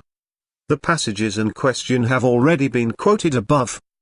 And the fifth case is in his draft Outline of the Dictatorship of the Proletariat, published in the Lenin Miscellany, Volume 3, where there is a subheading Dictatorship of One Party. See Lenin Miscellany, Volume 3, page 497. It should be noted that in 2 out of the 5 cases, the last and the second, Lenin puts the words dictatorship of one party in quotation marks, thus clearly emphasizing the inexact, figurative sense of this formula. It should also be noted that in every one of these cases, by the dictatorship of the party Lenin meant dictatorship, iron rule, over the landlords and capitalists, and not over the working class, contrary to the slanderous fabrications of Kautsky and Company. It is characteristic that in none of his works, major or secondary, in which Lenin discusses or merely alludes to the dictatorship of the proletariat and the role of the party in the system of the dictatorship of the proletariat, is there any hint whatever that the dictatorship of the proletariat is the dictatorship of our party. On the contrary, every page, every line of these works cries out against such a formula. See The State and Revolution, The Proletarian Revolution and the Renegade Kautsky, Left-Wing Communism, An Infantile Disorder, etc. Even more characteristic is the fact that in the theses of the Second Congress of the Comintern footnote 16, on the role of a political party, which were drawn up under the direct guidance of Lenin, and to which Lenin repeatedly referred in his speeches as a model of the correct formulation of the role and tasks of the party, we find not one word, literally not one word, about dictatorship of the party. What does all this indicate? It indicates that a. Lenin did not regard the formula dictatorship of the party as irreproachable and exact, for which reason it is very rarely used in Lenin's works, and is sometimes put in quotation marks. b. On the few occasions that Lenin was obliged, in controversy with opponents, to speak of the dictatorship of the party, he usually referred to the dictatorship of one party, that is, to the fact that our party holds power alone, that it does not share power with other parties. Moreover, he always made it clear that the dictatorship of the party in relation to the working class meant the leadership of the party, its leading role. See, in all those cases in which Lenin thought it necessary to give a scientific definition of the role of the party in the system of the dictatorship of the proletariat, he spoke exclusively of the leading role of the party in relation to the working class, and there are thousands of such cases. d. That is why it never occurred to Lenin to include the formula dictatorship of the party in the fundamental resolution on the role of the party. I have in mind the resolution adopted at the Second Congress of the Comintern. e. The comrades who identify, or try to identify, the dictatorship of the party and, therefore, the dictatorship of the leaders with the dictatorship of the proletariat are wrong from the point of view of Leninism, and are politically short-sighted, for they thereby violate the conditions for correct mutual relations between the vanguard and the class. This is apart from the fact that the formula dictatorship of the party, when taken without the above-mentioned reservations, can give rise to quite a number of dangers and political setbacks in our practical work. This formula, taken without reservations, says, as it were, a. To the non-party masses, don't dare to contradict, don't dare to argue, for the party can do everything, for we have the dictatorship of the party. b. To the party cadres, act more boldly, tighten the screw. There is no need to heed what the non-party masses say, we have the dictatorship of the party. c. To the top leadership of the party, you may indulge in the luxury of a certain amount of complacency, you may even become conceited, for we have the dictatorship of the party, and, consequently, the dictatorship of the leaders. It is opportune to call attention to these dangers precisely at the present moment, in a period when the political activity of the masses is rising, when the readiness of the party to heed the voice of the masses is of particular value to us, when attention to the requirements of the masses is a fundamental precept of our party, when it is incumbent upon the party to display particular caution and particular flexibility in its policy, when the danger of becoming conceited is one of the most serious dangers confronting the party in its task of correctly leading the masses. One cannot but recall Lenin's golden words at the 11th Congress of our party. Among the mass of the people we, the communists, Stalin, are after all but a drop in the ocean, and we can administer only when we properly express what the people are conscious of. Unless we do this, the Communist Party will not lead the proletariat will not lead the masses, and the whole machine will collapse. See volume 27, page 256. Properly express what the people are conscious of. This is precisely the necessary condition that ensures for the party the honorable role of the principal guiding force in the system of the dictatorship of the proletariat. 6. The question of the victory of socialism in one country. The pamphlet The Foundations of Leninism, May 19, 24, first edition, contains two formulations on the question of the victory of socialism in one country. The first of these says, formerly, the victory of the revolution in one country was considered impossible, on the assumption that it would require the combined action of the proletarians of all or at least of a majority of the advanced countries to achieve victory over the bourgeoisie. Now this point of view no longer fits in with the facts. Now we must proceed from the possibility of such a victory, for the uneven and spasmodic character of the development of the various capitalist countries under the conditions of imperialism, the development within imperialism of catastrophic contradictions leading to inevitable wars, the growth of the revolutionary movement in all countries of the world. All this leads, not only to the possibility, but also to the necessity of the victory of the proletariat in individual countries. See the Foundations of Leninism footnote 17.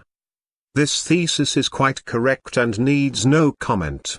It is directed against the theory of the Social Democrats, who regard the seizure of power by the proletariat in one country, without the simultaneous victory of the revolution in other countries, as utopian. But the pamphlet The Foundations of Leninism contains a second formulation, which says, but the overthrow of the power of the bourgeoisie and establishment of the power of the proletariat in one country does not yet mean that the complete victory of socialism has been ensured.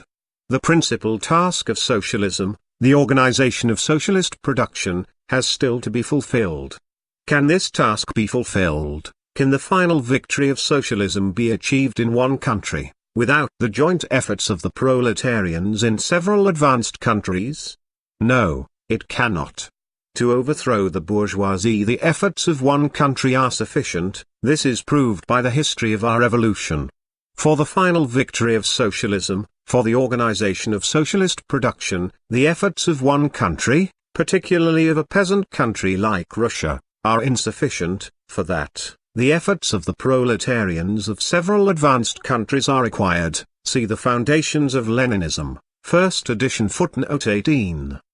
This second formulation was directed against the assertions of the critics of Leninism, against the Trotskyists, who declared that the dictatorship of the proletariat in one country, in the absence of victory in other countries, could not hold out in the face of a conservative Europe. To that extent, but only to that extent, this formulation was then, May 19, 24, adequate, and undoubtedly it was of some service. Subsequently, however, when the criticism of Leninism in this sphere had already been overcome in the party, when a new question had come to the fore, the question of the possibility of building a complete socialist society by the efforts of our country, without help from abroad, the second formulation became obviously inadequate, and therefore incorrect. What is the defect in this formulation?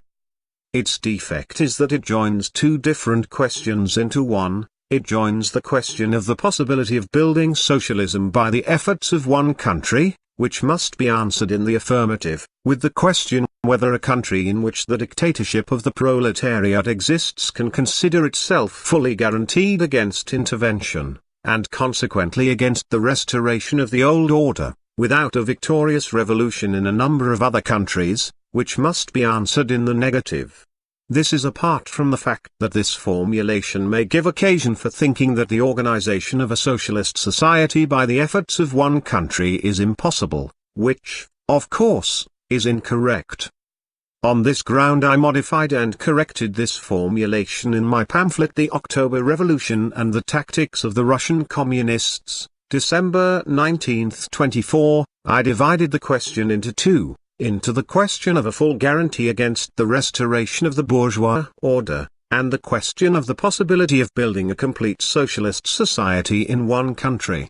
This was effected, in the first place, by treating the complete victory of socialism as a full guarantee against the restoration of the old order, which is possible only through the joint efforts of the proletarians of several countries, and, secondly, by proclaiming, on the basis of Lenin's pamphlet on cooperation, footnote 19, the indisputable truth that we have all that is necessary for building a complete socialist society. See the October Revolution and the Tactics of the Russian Communists.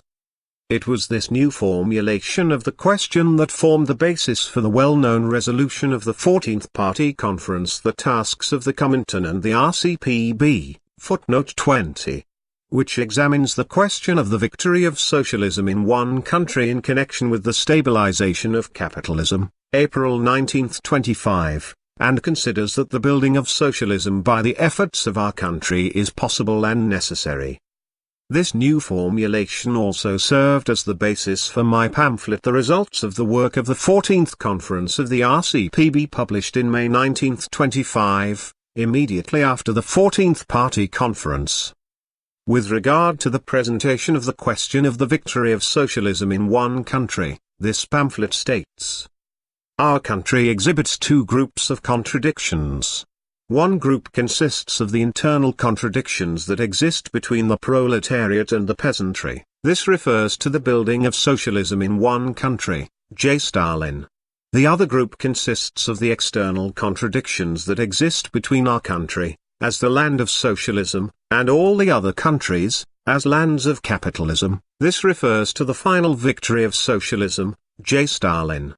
Anyone who confuses the first group of contradictions, which can be overcome entirely by the efforts of one country, with the second group of contradictions, the solution of which requires the efforts of the proletarians of several countries, commits a gross error against Leninism. He is either a muddlehead or an incorrigible opportunist. See the results of the work of the 14th Conference of the RCPB, footnote 21. On the question of the victory of socialism in our country, the pamphlet states: we can build socialism, and we will build it together with the peasantry under the leadership of the working class. For under the dictatorship of the proletariat we possess all that is needed to build a complete socialist society, overcoming all internal difficulties, for we can and must overcome them by our own efforts. Ibid. 22. On the question of the final victory of socialism, it states: the final victory of socialism is the full guarantee against attempts at intervention, and hence against restoration, for any serious attempt at restoration can take place only with serious support from outside, only with the support of international capital. Therefore, the support of our revolution by the workers of all countries, and still more the victory of the workers in at least several countries, is a necessary condition for fully guaranteeing the first victorious country against attempts at intervention and restoration, a necessary condition for the final victory of socialism. Ibid. Footnote 23. Clear, one would think. It is well known that this question was treated in the same spirit in my pamphlet Questions and Answers, June 1925, and in the political report of the Central Committee to the 14th Congress of the CPSUB. Footnote 24, December 1925. Such are the facts. These facts, I think, are known to all the comrades, including Zinoviev. If now, nearly 2 years after the ideological struggle in the party and after the resolution that was adopted at the 14th Party Conference, April 1925, Zinoviev finds it possible in his reply to the discussion at the 14th Party Congress, December 1925, to dig up the old and quite inadequate formula contained in Stalin's pamphlet written in April 1924, and to make it the basis for deciding the already decided question of the victory of socialism in one country. Then this peculiar trick of his only goes to show that he has got completely muddled on this question. To drag the party back after it has moved forward, to evade the resolution of the 14th Party Conference after it has been confirmed by a plenum of the Central Committee, footnote 25, means to become hopelessly entangled in contradictions, to have no faith in the cause of building socialism, to abandon the path of Lenin, and to acknowledge one's own defeat. What is meant by the possibility of the victory of socialism in one country? It means the possibility of solving the contradictions between the proletariat and the peasantry by means of the internal forces of our country, the possibility of the proletariat seizing power and using that power to build a complete socialist society in our country, with the sympathy and the support of the proletarians of other countries, but without the preliminary victory of the proletarian revolution in other countries. Without such a possibility, building socialism is building without prospects, building without being sure that socialism will be completely built. It is no use engaging in building socialism without being sure that we can build it completely, without being sure that the technical backwardness of our country is not an insuperable obstacle to the building of a complete socialist society. To deny such a possibility means disbelief in the cause of building socialism, departure from Leninism. What is meant by the impossibility of the complete, final victory of socialism in one country without the victory of the revolution in other countries? It means the impossibility of having a full guarantee against intervention, and consequently against the restoration of the bourgeois order, without the victory of the revolution in at least a number of countries. To deny this indisputable thesis means departure from internationalism, departure from Leninism. We are living, says Lenin, not merely in a state, but in a system of states, and the existence of the Soviet Republic side by side with imperialist states for a long time is unthinkable. One or the other must triumph in the end. And before that end comes, a series of frightful collisions between the Soviet Republic and the bourgeois states will be inevitable. That means that if the ruling class, the proletariat, wants to, and will hold sway, it must prove this by its military organization also, see volume 24, page 122. We have before us, says Lenin in another passage, a certain equilibrium, which is in the highest degree unstable, but an unquestionable, an indisputable equilibrium nevertheless. Will it last long? I do not know, and, I think, it is impossible to know. And therefore we must exercise very great caution. And the first precept of our policy, the first lesson to be learned from our governmental activities during the past year, the lesson which all the workers and peasants must learn, is that we must be on the alert. We must remember that we are surrounded by people, classes and governments who openly express their intense hatred for us. We must remember that we are at all times but a hair's breadth from every manner of invasion. See volume 27, page 117. Clear, one would think. Where does Zinoviev stand as regards the question of the victory of socialism in one country? Listen. By the final victory of socialism is meant, at least, 1. The abolition of classes, and therefore 2. The abolition of the dictatorship of one class, in this case the dictatorship of the proletariat. In order to get a clearer idea of how the question stands here, in the USS, in the year 1925, says Zinoviev further, we must distinguish between two things. 1. The assured possibility of engaging in building socialism. Such a possibility, it stands to reason, is quite conceivable within the limits of one country, and 2. The final construction and consolidation of socialism, that is, the achievement of a socialist system, of a socialist society. What can all this signify? It signifies that by the final victory of socialism in one country, Zinoviev understands, not a guarantee against intervention and restoration, but the possibility of completely building socialist society. And by the victory of socialism in one country, Zinoviev understands the kind of building socialism which cannot and should not lead to completely building socialism. Building at haphazard, without prospects, building socialism, although completely building a socialist society, is impossible, such is Zinoviev's position. To engage in building socialism without the possibility of completely building it, knowing that it cannot be completely built, such are the absurdities in which Zinoviev has involved himself. But this is a mockery of the question, not a solution of it. Here is another extract from Zinoviev's reply to the discussion at the 14th Party Congress. Take a look, for instance, at what Comrade Yakovlev went so far as to say at the last Goskubania Party Conference. He asks, is it possible for us, surrounded as we are on all sides by capitalist enemies, to completely build socialism in one country under such conditions? And he answers, on the basis of all that has been said, we have the right to say not only that we are building socialism, but that in spite of the fact that for the time being we are alone, that for the time being we are the only Soviet country, the only Soviet state in the world, we shall completely build socialism. Kazskaya Pravda, number 279, December 8, 1925. Is this the Leninist method of presenting the question? Zinoviev asks, does not this smack of national narrow-mindedness? Thus, according to Zinoviev, to recognize the possibility of completely building socialism in one country means adopting the point of view of national narrow-mindedness, while to deny such a possibility means adopting the point of view of internationalism. But if that is true, is it at all worthwhile fighting for victory over the capitalist elements in our economy? Does it not follow from this that such a victory is impossible? Capitulation to the capitalist elements in our economy, that is what the inherent logic of Zinoviev's line of argument leads us to. And this absurdity, which has nothing in common with Leninism, is presented to us by Zinoviev as internationalism, as 100% Leninism.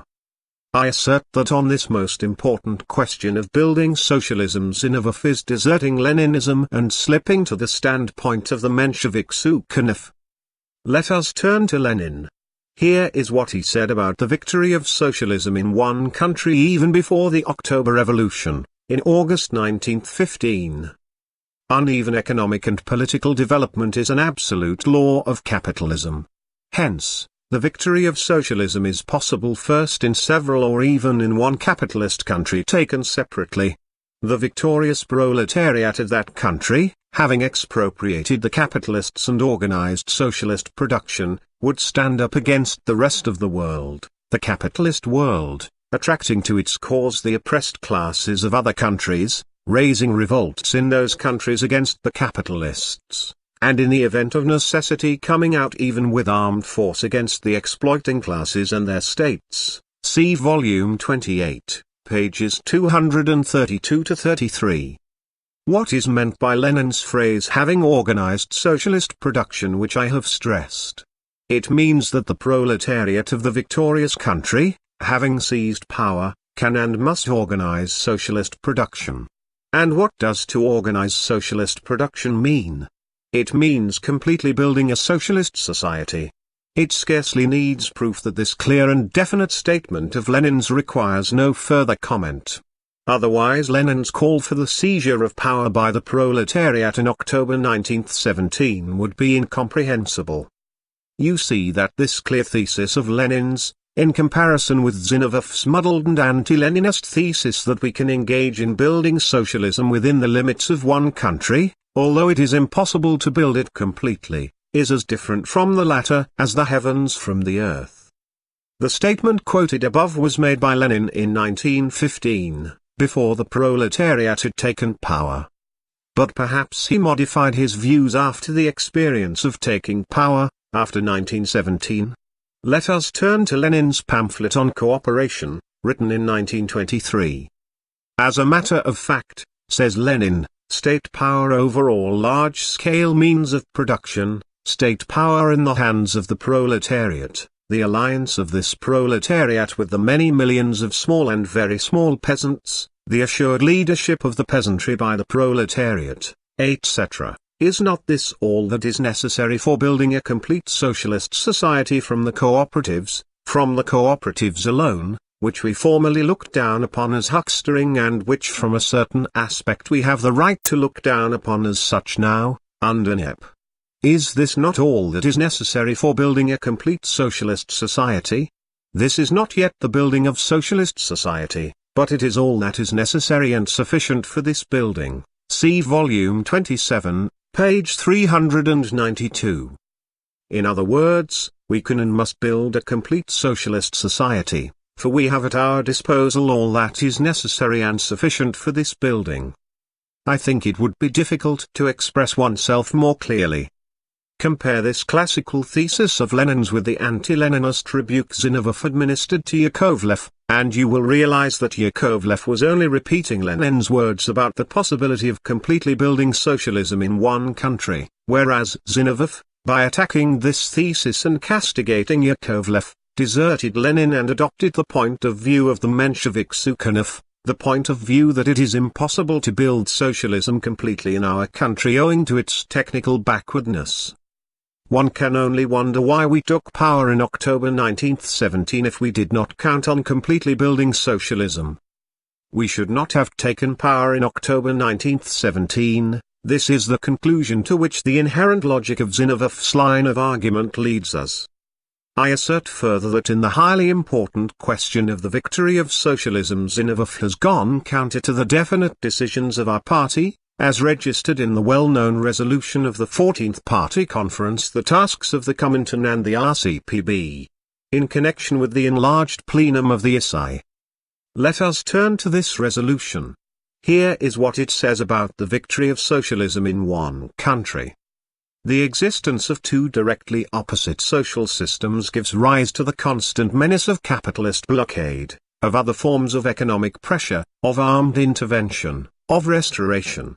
Consequently, the only guarantee of the final victory of socialism, that is, the guarantee against restoration, is a victorious socialist revolution in a number of countries. Leninism teaches that the final victory of socialism, in the sense of a full guarantee against the restoration of bourgeois relationships, is possible only on an international scale. But it does not follow from this that it is impossible to build a complete socialist society in a backward country like Russia, without the state aid, Trotsky, of countries more developed technically and economically. See the resolution footnote 26.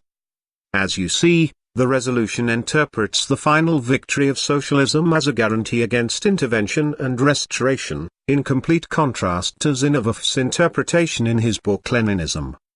As you see, the resolution recognizes the possibility of building a complete socialist society in a backward country like Russia without the state aid of countries more developed technically and economically, in complete contrast to what Zinoviev said when he rebuked Yakovlev in his reply to the discussion at the 14th Party Congress. How else can this be described if not as a struggle on Zinoviev's part against the resolution of the 14th Party Conference? Of course, party resolutions are sometimes not free from error. Sometimes they contain mistakes. Speaking generally, one may assume that the resolution of the 14th Party Conference also contains certain errors. Perhaps Zinoviev thinks that this resolution is erroneous. But then he should say so clearly and openly, as befits a Bolshevik. For some reason or other, however, Zinoviev does not do so. He preferred to choose another path, that of attacking the resolution of the 14th Party Conference from the rear, while keeping silent about this resolution and refraining from any open criticism of the resolution. Zinoviev evidently thinks that this will be the best way of achieving his purpose. And he has but one purpose, namely, to improve the resolution, and to amend Lenin just a little bit. It scarcely needs proof that Zinoviev has made a mistake in his calculations. What is Zinoviev's mistake due to? What is the root of this mistake? The root of this mistake, in my opinion, lies in Zinovev's conviction that the technical backwardness of our country is an insuperable obstacle to the building of a complete socialist society, that the proletariat cannot completely build socialism owing to the technical backwardness of our country. Zinoviev and Kamenev once tried to raise this argument at a meeting of the Central Committee of the party prior to the April Party Conference. Footnote 27. But they received a rebuff and were compelled to retreat, and formally they submitted to the opposite point of view, the point of view of the majority of the Central Committee. But although he formally submitted to it, Zinoviev has continued to wage a struggle against it all the time. Here is what the Moscow Committee of our party says about this incident in the Central Committee of the RCPB. In its reply to the letter of the Leningrad Gubernia Party Conference, footnote 28. Recently, in the Political Bureau, Kamenev and Zinoviev advocated the point of view that we cannot cope with the internal difficulties due to our technical and economic backwardness unless an international revolution comes to our rescue. We, however, with the majority of the members of the Central Committee, think that we can build socialism, are building it, and will completely build it, notwithstanding our technical backwardness and in spite of it. We think that the work of building will proceed far more slowly, of course, than in the conditions of a world victory. Nevertheless, we are making progress and will continue to do so. We also believe that the view held by Kamenev and Zinoviev expresses disbelief in the internal forces of our working class and of the peasant masses who follow its lead. We believe that it is a departure from the Leninist position, see reply. This document appeared in the press during the first sittings of the 14th Party Congress. Zinoviev, of course, had the opportunity of attacking this document at the Congress. It is characteristic that Zinoviev and Kamenev found no arguments against this grave accusation directed against them by the Moscow Committee of our party. Was this accidental? I think not. The accusation, apparently, hit the mark. Zinoviev and Kamenev replied to this accusation by silence, because they had no card to beat it. The new opposition is offended because Zinoviev is accused of disbelief in the victory of socialist construction in our country. But if after a whole year of discussion on the question of the victory of socialism in one country, after Zinoviev's viewpoint has been rejected by the Political Bureau of the Central Committee, April 19, 25, after the party has arrived at a definite opinion on this question, recorded in the well-known resolution of the 14th Party Conference, April 19, 25, if, after all this, Zinoviev ventures to oppose the point of view of the party in his book Leninism, September 19, 25, if he then repeats this opposition at the 14th Party Congress, how can all this stubbornness, this persistence in his error, be explained if not by the fact that Zinoviev is infected, helplessly infected, with disbelief in the victory of socialist construction in our country? It pleases Zinoviev to regard this disbelief of his as internationalism. But since when have we come to regard departure from Leninism on a cardinal question of Leninism as internationalism? Will it not be more correct to say that it is not the party but Zinoviev who is sinning against internationalism and the international revolution? For what is our country, the country that is building socialism, if not the base of the world revolution? But can it be a real base of the world revolution if it is incapable of completely building a socialist society?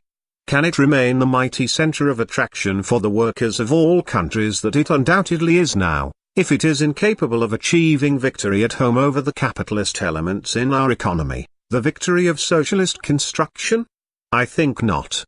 But does it not follow from this that disbelief in the victory of socialist construction, the dissemination of such disbelief, will lead to our country being discredited as the base of the world revolution? And if our country is discredited, the world revolutionary movement will be weakened. How did Messrs. the Social Democrats try to scare the workers away from us? By preaching that the Russians will not get anywhere. What are we beating the Social Democrats with now, when we are attracting a whole series of workers' delegations to our country and thereby strengthening the position of communism all over the world? By our successes in building socialism. Is it not obvious, then, that whoever disseminates disbelief in our successes in building socialism thereby indirectly helps the Social Democrats, reduces the sweep of the international revolutionary movement, and inevitably departs from internationalism. You see that Zinoviev is in no better position in regard to his internationalism than in regard to his 100% Leninism on the question of building socialism in one country.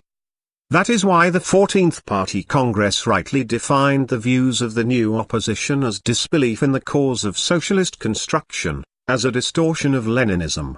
Footnote 29. 7. The fight for the victory of socialist construction. I think that disbelief in the victory of socialist construction is the principal error of the new opposition. In my opinion, it is the principal error because from it spring all the other errors of the new opposition. The errors of the new opposition on the questions of NEP, state capitalism, the nature of our socialist industry, the role of the cooperatives under the dictatorship of the proletariat, the methods of fighting the kulaks, the role and importance of the middle peasantry, all these errors are to be traced to the principal error of the opposition, to disbelief in the possibility of completely building a socialist society by the efforts of our country. What is disbelief in the victory of socialist construction in our country? It is, first of all, lack of confidence that, owing to certain conditions of development in our country, the main mass of the peasantry can be drawn into the work of socialist construction. It is, secondly, lack of confidence that the proletariat of our country, which holds the key positions in our national economy, is capable of drawing the main mass of the peasantry into the work of socialist construction. It is from these theses that the opposition tacitly proceeds in its arguments about the paths of our development, no matter whether it does so consciously or unconsciously. Can the main mass of the Soviet peasantry be drawn into the work of socialist construction? In the pamphlet The Foundations of Leninism there are two main theses on this subject. 1. The peasantry in the Soviet Union must not be confused with the peasantry in the West. A peasantry that has been schooled in 3 revolutions, that fought against the Tsar and the power of the bourgeoisie side by side with the proletariat and under the leadership of the proletariat, a peasantry that has received land and peace at the hands of the proletarian revolution and by reason of this has become the reserve of the proletariat. Such a peasantry cannot but be different from a peasantry which during the bourgeois revolution fought under the leadership of the liberal bourgeoisie, which received land at the hands of that bourgeoisie, and in view of this became the reserve of the bourgeoisie. It scarcely needs proof that the Soviet peasantry, which has learned to appreciate its political friendship and political collaboration with the proletariat and which owes its freedom to this friendship and collaboration, cannot but represent exceptionally favorable material for economic collaboration with the proletariat. 2. Agriculture in Russia must not be confused with agriculture in the West. There, agriculture is developing along the ordinary lines of capitalism, under conditions of profound differentiation among the peasantry, with large landed estates and private capitalist latifundio at one extreme and pauperism, destitution and wage slavery at the other. Owing to this, disintegration and decay are quite natural there. Not so in Russia. Here agriculture cannot develop along such a path, if for no other reason than that the existence of Soviet power and the nationalization of the principal instruments and means of production preclude such a development. In Russia the development of agriculture must proceed along a different path, along the path of organizing millions of small and middle peasants in cooperatives, along the path of developing in the countryside a mass cooperative movement supported by the state by means of preferential credits. Lenin rightly pointed out in his articles on cooperation that the development of agriculture in our country must proceed along a new path, along the path of drawing the majority of the peasants into socialist construction through the cooperatives, along the path of gradually introducing into agriculture the principles of collectivism, first in the sphere of marketing and later in the sphere of production of agricultural products. It scarcely needs proof that the vast majority of the peasantry will eagerly take this new path of development, rejecting the path of private capitalist latifundia and wage slavery, the path of destitution and ruin. Footnote 30. Are these theses correct? I think that both theses are correct and incontrovertible for the whole of our construction period under the conditions of NEP. They are merely the expression of Lenin's well-known theses on the bond between the proletariat and the peasantry, on the inclusion of the peasant farms in the system of socialist development of our country, of his theses that the proletariat must march towards socialism together with the main mass of the peasantry, that the organization of the vast masses of the peasantry in cooperatives is the high road of socialist construction in the countryside, that with the growth of our socialist industry, for us, the more growth of cooperation is identical with the growth of socialism. See volume 27, page 396. Indeed, along what path can and must the development of peasant economy in our country proceed? Peasant economy is not capitalist economy. Peasant economy, if you take the overwhelming majority of the peasant farms, is small commodity economy. And what is peasant small commodity economy? It is economy standing at the crossroads between capitalism and socialism. It may develop in the direction of capitalism, as it is now doing in capitalist countries, or in the direction of socialism, as it must do here, in our country, under the dictatorship of the proletariat. Whence this instability, this lack of independence of peasant economy? How is it to be explained? It is to be explained by the scattered character of the peasant farms, their lack of organization, their dependence on the towns, on industry, on the credit system, on the character of the state power in the country, and, lastly, by the well-known fact that the countryside follows, and necessarily must follow, the town both in material and in cultural matters. The capitalist path of development of peasant economy means development through profound differentiation among the peasantry, with large latifunding at one extreme and mass impoverishment at the other. Such a path of development is inevitable in capitalist countries, because the countryside, peasant economy, is dependent on the towns, on industry, on credit concentrated in the towns, on the character of the state power, and in the towns it is the bourgeoisie, capitalist industry, the capitalist credit system and the capitalist state power that hold sway. Is this path of development of peasant farms obligatory for our country, where the towns have quite a different aspect, where industry is in the hands of the proletariat, where transport, the credit system, the state power, etc., are concentrated in the hands of the proletariat, where the nationalization of the land is a universal law of the country? Of course not. On the contrary.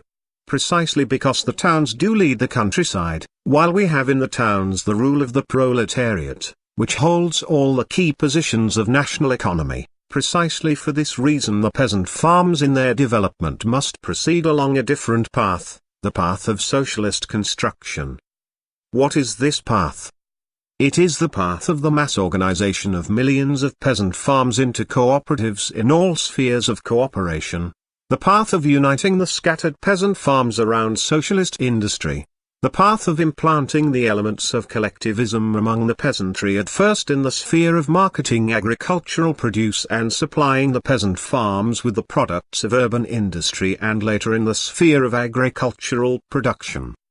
And the further we advance the more this path becomes inevitable under the conditions of the dictatorship of the proletariat, because cooperative marketing, cooperative supplying, and, finally, cooperative credit and production, agricultural cooperatives, are the only way to promote the welfare of the countryside, the only way to save the broad masses of the peasantry from poverty and ruin.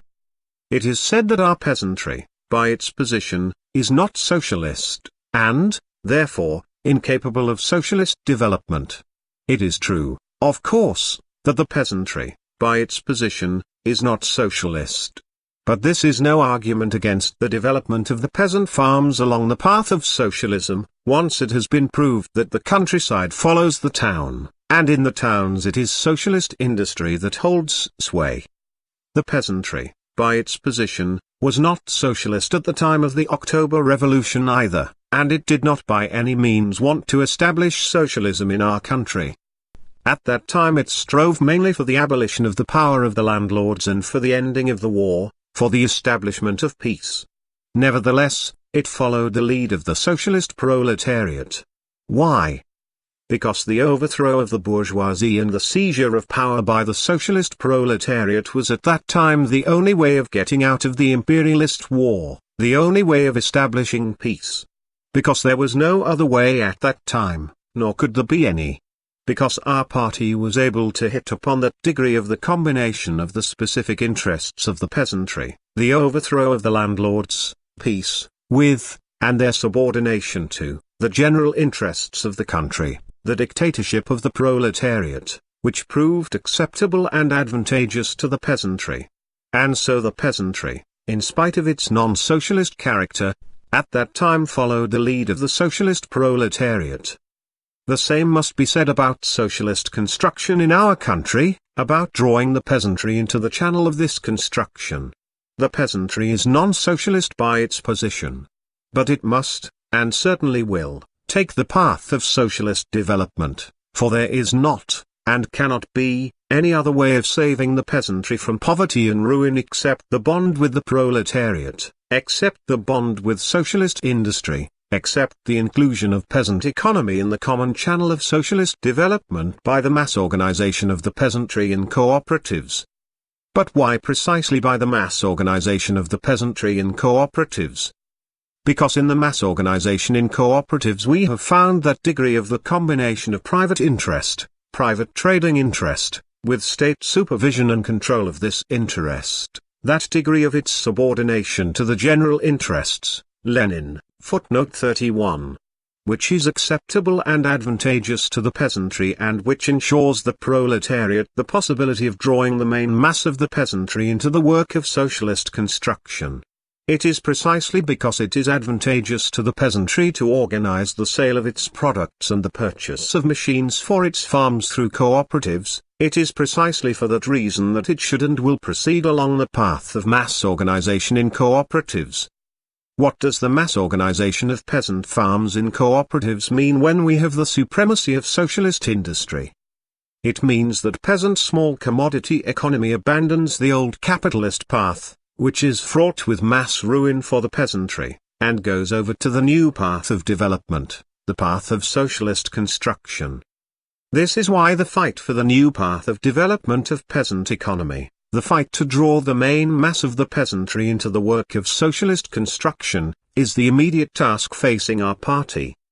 The 14th Congress of the CPSUB therefore, was right in declaring, the main path of building socialism in the countryside consists in using the growing economic leadership of socialist state industry, of the state credit institutions, and of the other key positions in the hands of the proletariat to draw the main mass of the peasantry into cooperative organization and to ensure for this organization a socialist development, while utilizing, overcoming and ousting its capitalist elements. See Resolution of the Congress on the Report of the Central Committee footnote 32.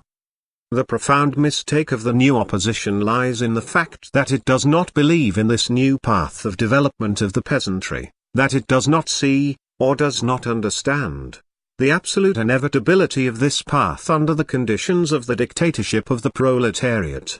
And it does not understand this because it does not believe in the victory of socialist construction in our country, it does not believe in the capacity of our proletariat to lead the peasantry along the path to socialism. Hence the failure to understand the dual character of NEP, the exaggeration of the negative aspects of NEP and the treatment of NEP as being mainly a retreat.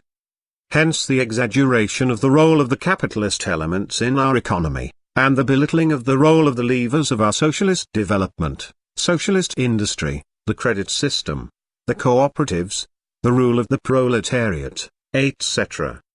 Hence the failure to understand the socialist nature of our state industry, and the doubts concerning the correctness of Lenin's cooperative plan.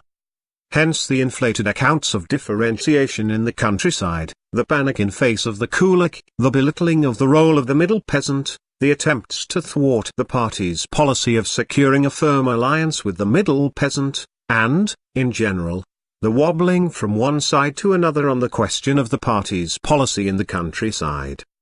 Hence the failure to understand the tremendous work of the party in drawing the vast masses of the workers and peasants into building up industry and agriculture, revitalizing the cooperatives and the Soviets, administering the country, combating bureaucracy, improving and remodeling our state apparatus, work which marks a new stage of development and without which no socialist construction is conceivable. Hence the hopelessness and consternation in face of the difficulties of our work of construction, the doubts about the possibility of industrializing our country, the pessimistic chatter about degeneration of the party, etc. Over there, among the bourgeoisie, all is going on fairly well, but here, among the proletarians, things are fairly bad. Unless the revolution in the West takes place pretty soon, our cause is lost. Such is the general tone of the new opposition which, in my opinion, is a liquidationist tone, but which, for some reason or other, probably in jest, the opposition tries to pass off as internationalism. NEP is capitalism, says the opposition. NEP is mainly retreat, says Zinoviev. All this, of course, is untrue. In actual fact, NEP is the party's policy, permitting a struggle between the socialist and the capitalist elements and aimed at the victory of the socialist elements over the capitalist elements. In actual fact, NEP only began as a retreat, but it aimed at regrouping our forces during the retreat and launching an offensive. In actual fact, we have been on the offensive for several years now, and are attacking successfully, developing our industry, developing Soviet trade, and ousting private capital. But what is the meaning of the thesis that NEP is capitalism, that NEP is mainly retreat? What does this thesis proceed from? It proceeds from the wrong assumption that what is now taking place in our country is simply the restoration of capitalism, simply a return to capitalism. This assumption alone can explain the doubts of the opposition regarding the socialist nature of our industry. This assumption alone can explain the panic of the opposition in face of the kulak. This assumption alone can explain the haste with which the opposition seized upon the inaccurate statistics on differentiation in the peasantry. This assumption alone can explain the opposition's special forgetfulness of the fact that the middle peasant is the central figure in our agriculture. This assumption alone can explain the underestimation of the importance of the middle peasant and the doubts concerning Lenin's cooperative plan. This assumption alone can serve to substantiate the new opposition's disbelief in the new path of development of the countryside, the path of drawing it into the work of socialist construction. As a matter of fact, what is taking place in our country now is not a one-sided process of restoration of capitalism, but a double process of development of capitalism and development of socialism, a contradictory process of struggle between the socialist and the capitalist elements, a process in which the socialist elements are overcoming the capitalist elements. This is equally incontestable as regards the towns, where state industry is the basis of socialism, and as regards the countryside, here the main foothold for socialist development is mass cooperation linked up with socialist industry. The simple restoration of capitalism is impossible, if only for the reason that the proletariat is in power, that large-scale industry is in the hands of the proletariat, and that transport and credit are in the possession of the proletarian state. Differentiation in the countryside cannot assume its former dimensions, the middle peasants still constitute the main mass of the peasantry, and the kulak cannot regain his former strength, if only for the reason that the land has been nationalized, that it has been withdrawn from circulation, while our trade, credit, tax and cooperative policy is directed towards restricting the kulak's exploiting proclivities, towards promoting the welfare of the broad mass of the peasantry and leveling out the extremes in the countryside. That is quite apart from the fact that the fight against the kulaks is now proceeding not only along the old line of organizing the poor peasants against the kulaks, but also along the new line of strengthening the alliance of the proletariat and the poor peasants with the mass of the middle peasants against the kulaks. The fact that the opposition does not understand the meaning and significance of the fight against the kulaks along this second line once more confirms that the opposition is straying towards the old path of development in the countryside, the path of capitalist development, when the kulaks and the poor peasants constituted the main forces in the countryside, while the middle peasants were melting away. Cooperation is a variety of state capitalism, says the opposition, citing in this connection Lenin's pamphlet The Tax in Kind footnote 33. And, consequently, it does not believe it possible to utilize the cooperatives as the main foothold for socialist development. Here, too, the opposition commits a gross error.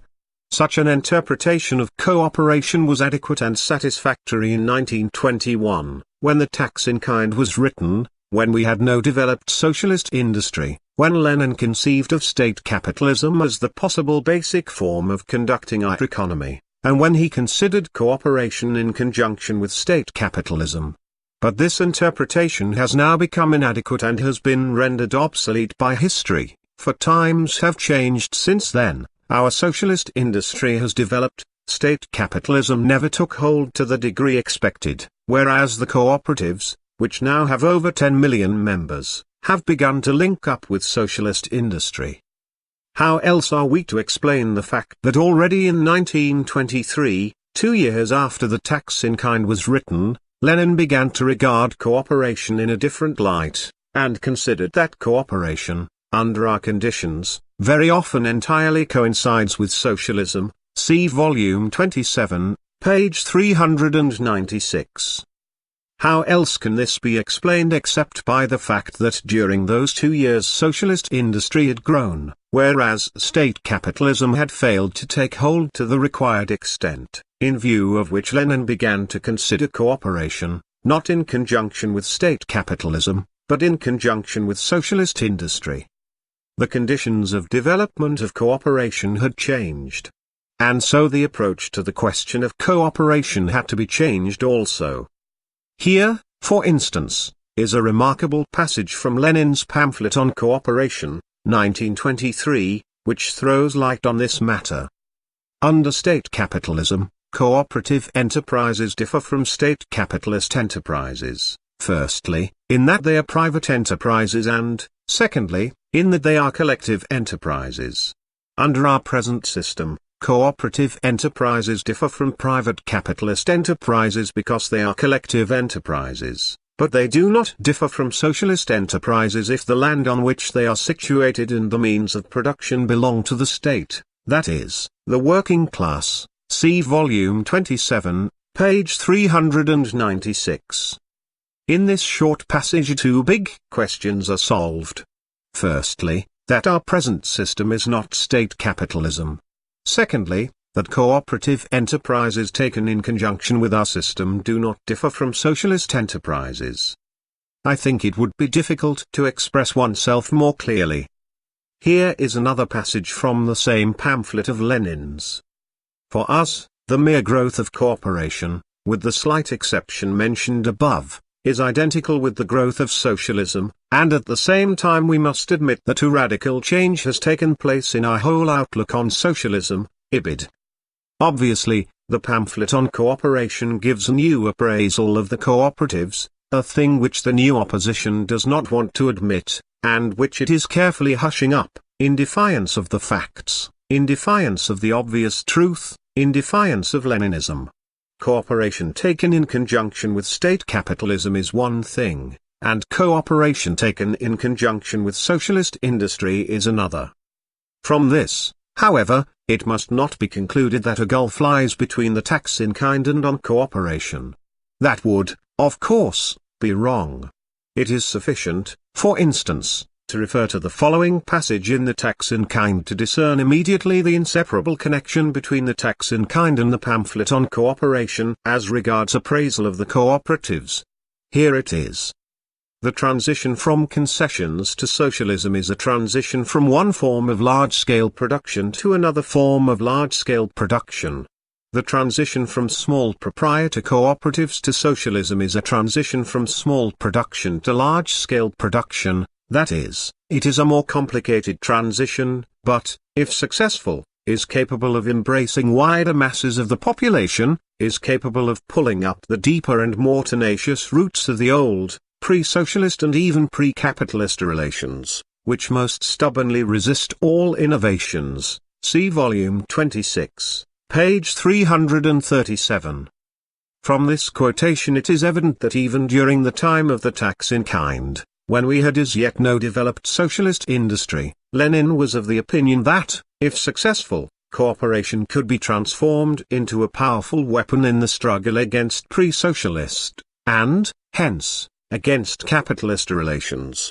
I think it was precisely this idea that subsequently served as the point of departure for his pamphlet on cooperation. But what follows from all this? From all this it follows that the new opposition approaches the question of cooperation, not in a Marxist way, but metaphysically. It regards cooperation not as a historical phenomenon taken in conjunction with other phenomena, in conjunction, say, with state capitalism, in 1921, on with socialist industry, in 1923, but as something constant and mutable, as a thing in itself. Hence the mistakes of the opposition on the question of cooperation, hence its disbelief in the development of the countryside towards socialism through cooperation, hence its turning back to the old path, the path of capitalist development in the countryside. Such, in general, is the position of the new opposition on the practical questions of socialist construction. There is only one conclusion: the line of the opposition, so far as it has a line, its wavering and vacillation, its disbelief in our cause and its consternation in face of difficulties, lead to capitulation to the capitalist elements of our economy. For, if NEP is mainly a retreat, if the socialist nature of state industry is doubted, if the kulak is almost omnipotent, if little hope can be placed in the cooperatives, if the role of the middle peasant is progressively declining, if the new path of development in the countryside is open to doubt, if the party is almost degenerating, while the revolution in the West is not very near, then what is there left in the arsenal of the opposition? What can it count on in the struggle against the capitalist elements in our economy? You cannot go into battle armed only with the philosophy of the epoch. Footnote 34. It is clear that the arsenal of the new opposition, if it can be termed an arsenal at all, is an unenviable one. It is not an arsenal for battle. Still less is it one for victory. It is clear that the party would be doomed in no time if it entered the fight equipped with such an arsenal. It would simply have to capitulate to the capitalist elements in our economy. That is why the 14th Congress of the party was absolutely right in deciding that the fight for the victory of socialist construction in the USSR is the main task of our party, that one of the necessary conditions for the fulfillment of this task is to combat disbelief in the cause of building socialism in our country and the attempts to represent our enterprises, which are of a consistently socialist type, Lenin, as state capitalist enterprises, that such ideological trends, which prevent the masses from adopting a conscious attitude towards the building of socialism in general and of a socialist industry in particular, can only serve to hinder the growth of the socialist elements in our economy and to facilitate the struggle of private capital against them, that the Congress therefore considers that widespread educational work must be carried on for the purpose of overcoming these distortions of Leninism. See resolution on the report of the Central Committee of the CPSUB footnote 35. The historical significance of the 14th Congress of the CPSUB lies in the fact that it was able radically to expose the mistakes of the new opposition, that it rejected their disbelief and whining, that it clearly and precisely indicated the path of the further struggle for socialism, opened before the party the prospect of victory, and thus armed the proletariat with an invincible faith in the victory of socialist construction. January 25, 1926. Notes. 1 C.J.V. Stalin, Works, Volume 6, pages 71 to 196. 2 C.V.I. Lenin, Works, 4th Russian edition. Volume 22, pages 173 to 290. 3 C.V.I. Lenin, Works, 4th Russian edition. Volume 25, pages 353 to 462. 4 C.V.I. Lenin, Works, 4th Russian edition. Volume 28, pages 207 to 302. 5 C.V.I. Lenin, Works, 4th Russian edition. Volume 31, pages 1 to 97. References in Roman numerals to Lenin's works here and elsewhere are to the 3rd Russian edition of the works. 6 C.J.V. Stalin, Works, Volume 6, page 126. 7 C.J.V. Stalin, Works, Volume 6, page 107. 8 C.J.V. Stalin, Works, Volume 6, pages 395 to 96.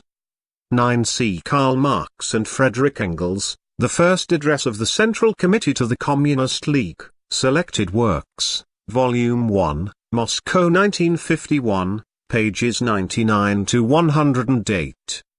10 C.J.V. Stalin, Works, Volume 6, pages 379 to 80. 11. C.J.V. Stalin, Works, Volume 6, pages 185 to 86. 12. The Second Congress of the Communist International was held July 19, August 7, 1920. J. V. Stalin is here quoting from Lenin's speech on the role of the communist policy. 13. C.V.I. Lenin, Works, 4th Russian edition. Volume 32, page 76. 14. Sectoran, the Central Committee of the Joint Union of Rail and Water Transport Workers, was formed in September 1920.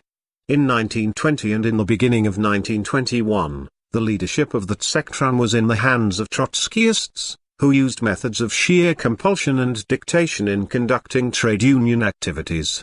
In March 1921, the first All-Russian Joint Congress of Rail and Water Transport Workers expelled the Trotskyists from the leadership of the Sectoran, elected a new Central Committee and outlined new methods of trade union work. 15. C.V.I. Lenin, Works, 4th Russian edition. Volume 32, pages 1 to 22.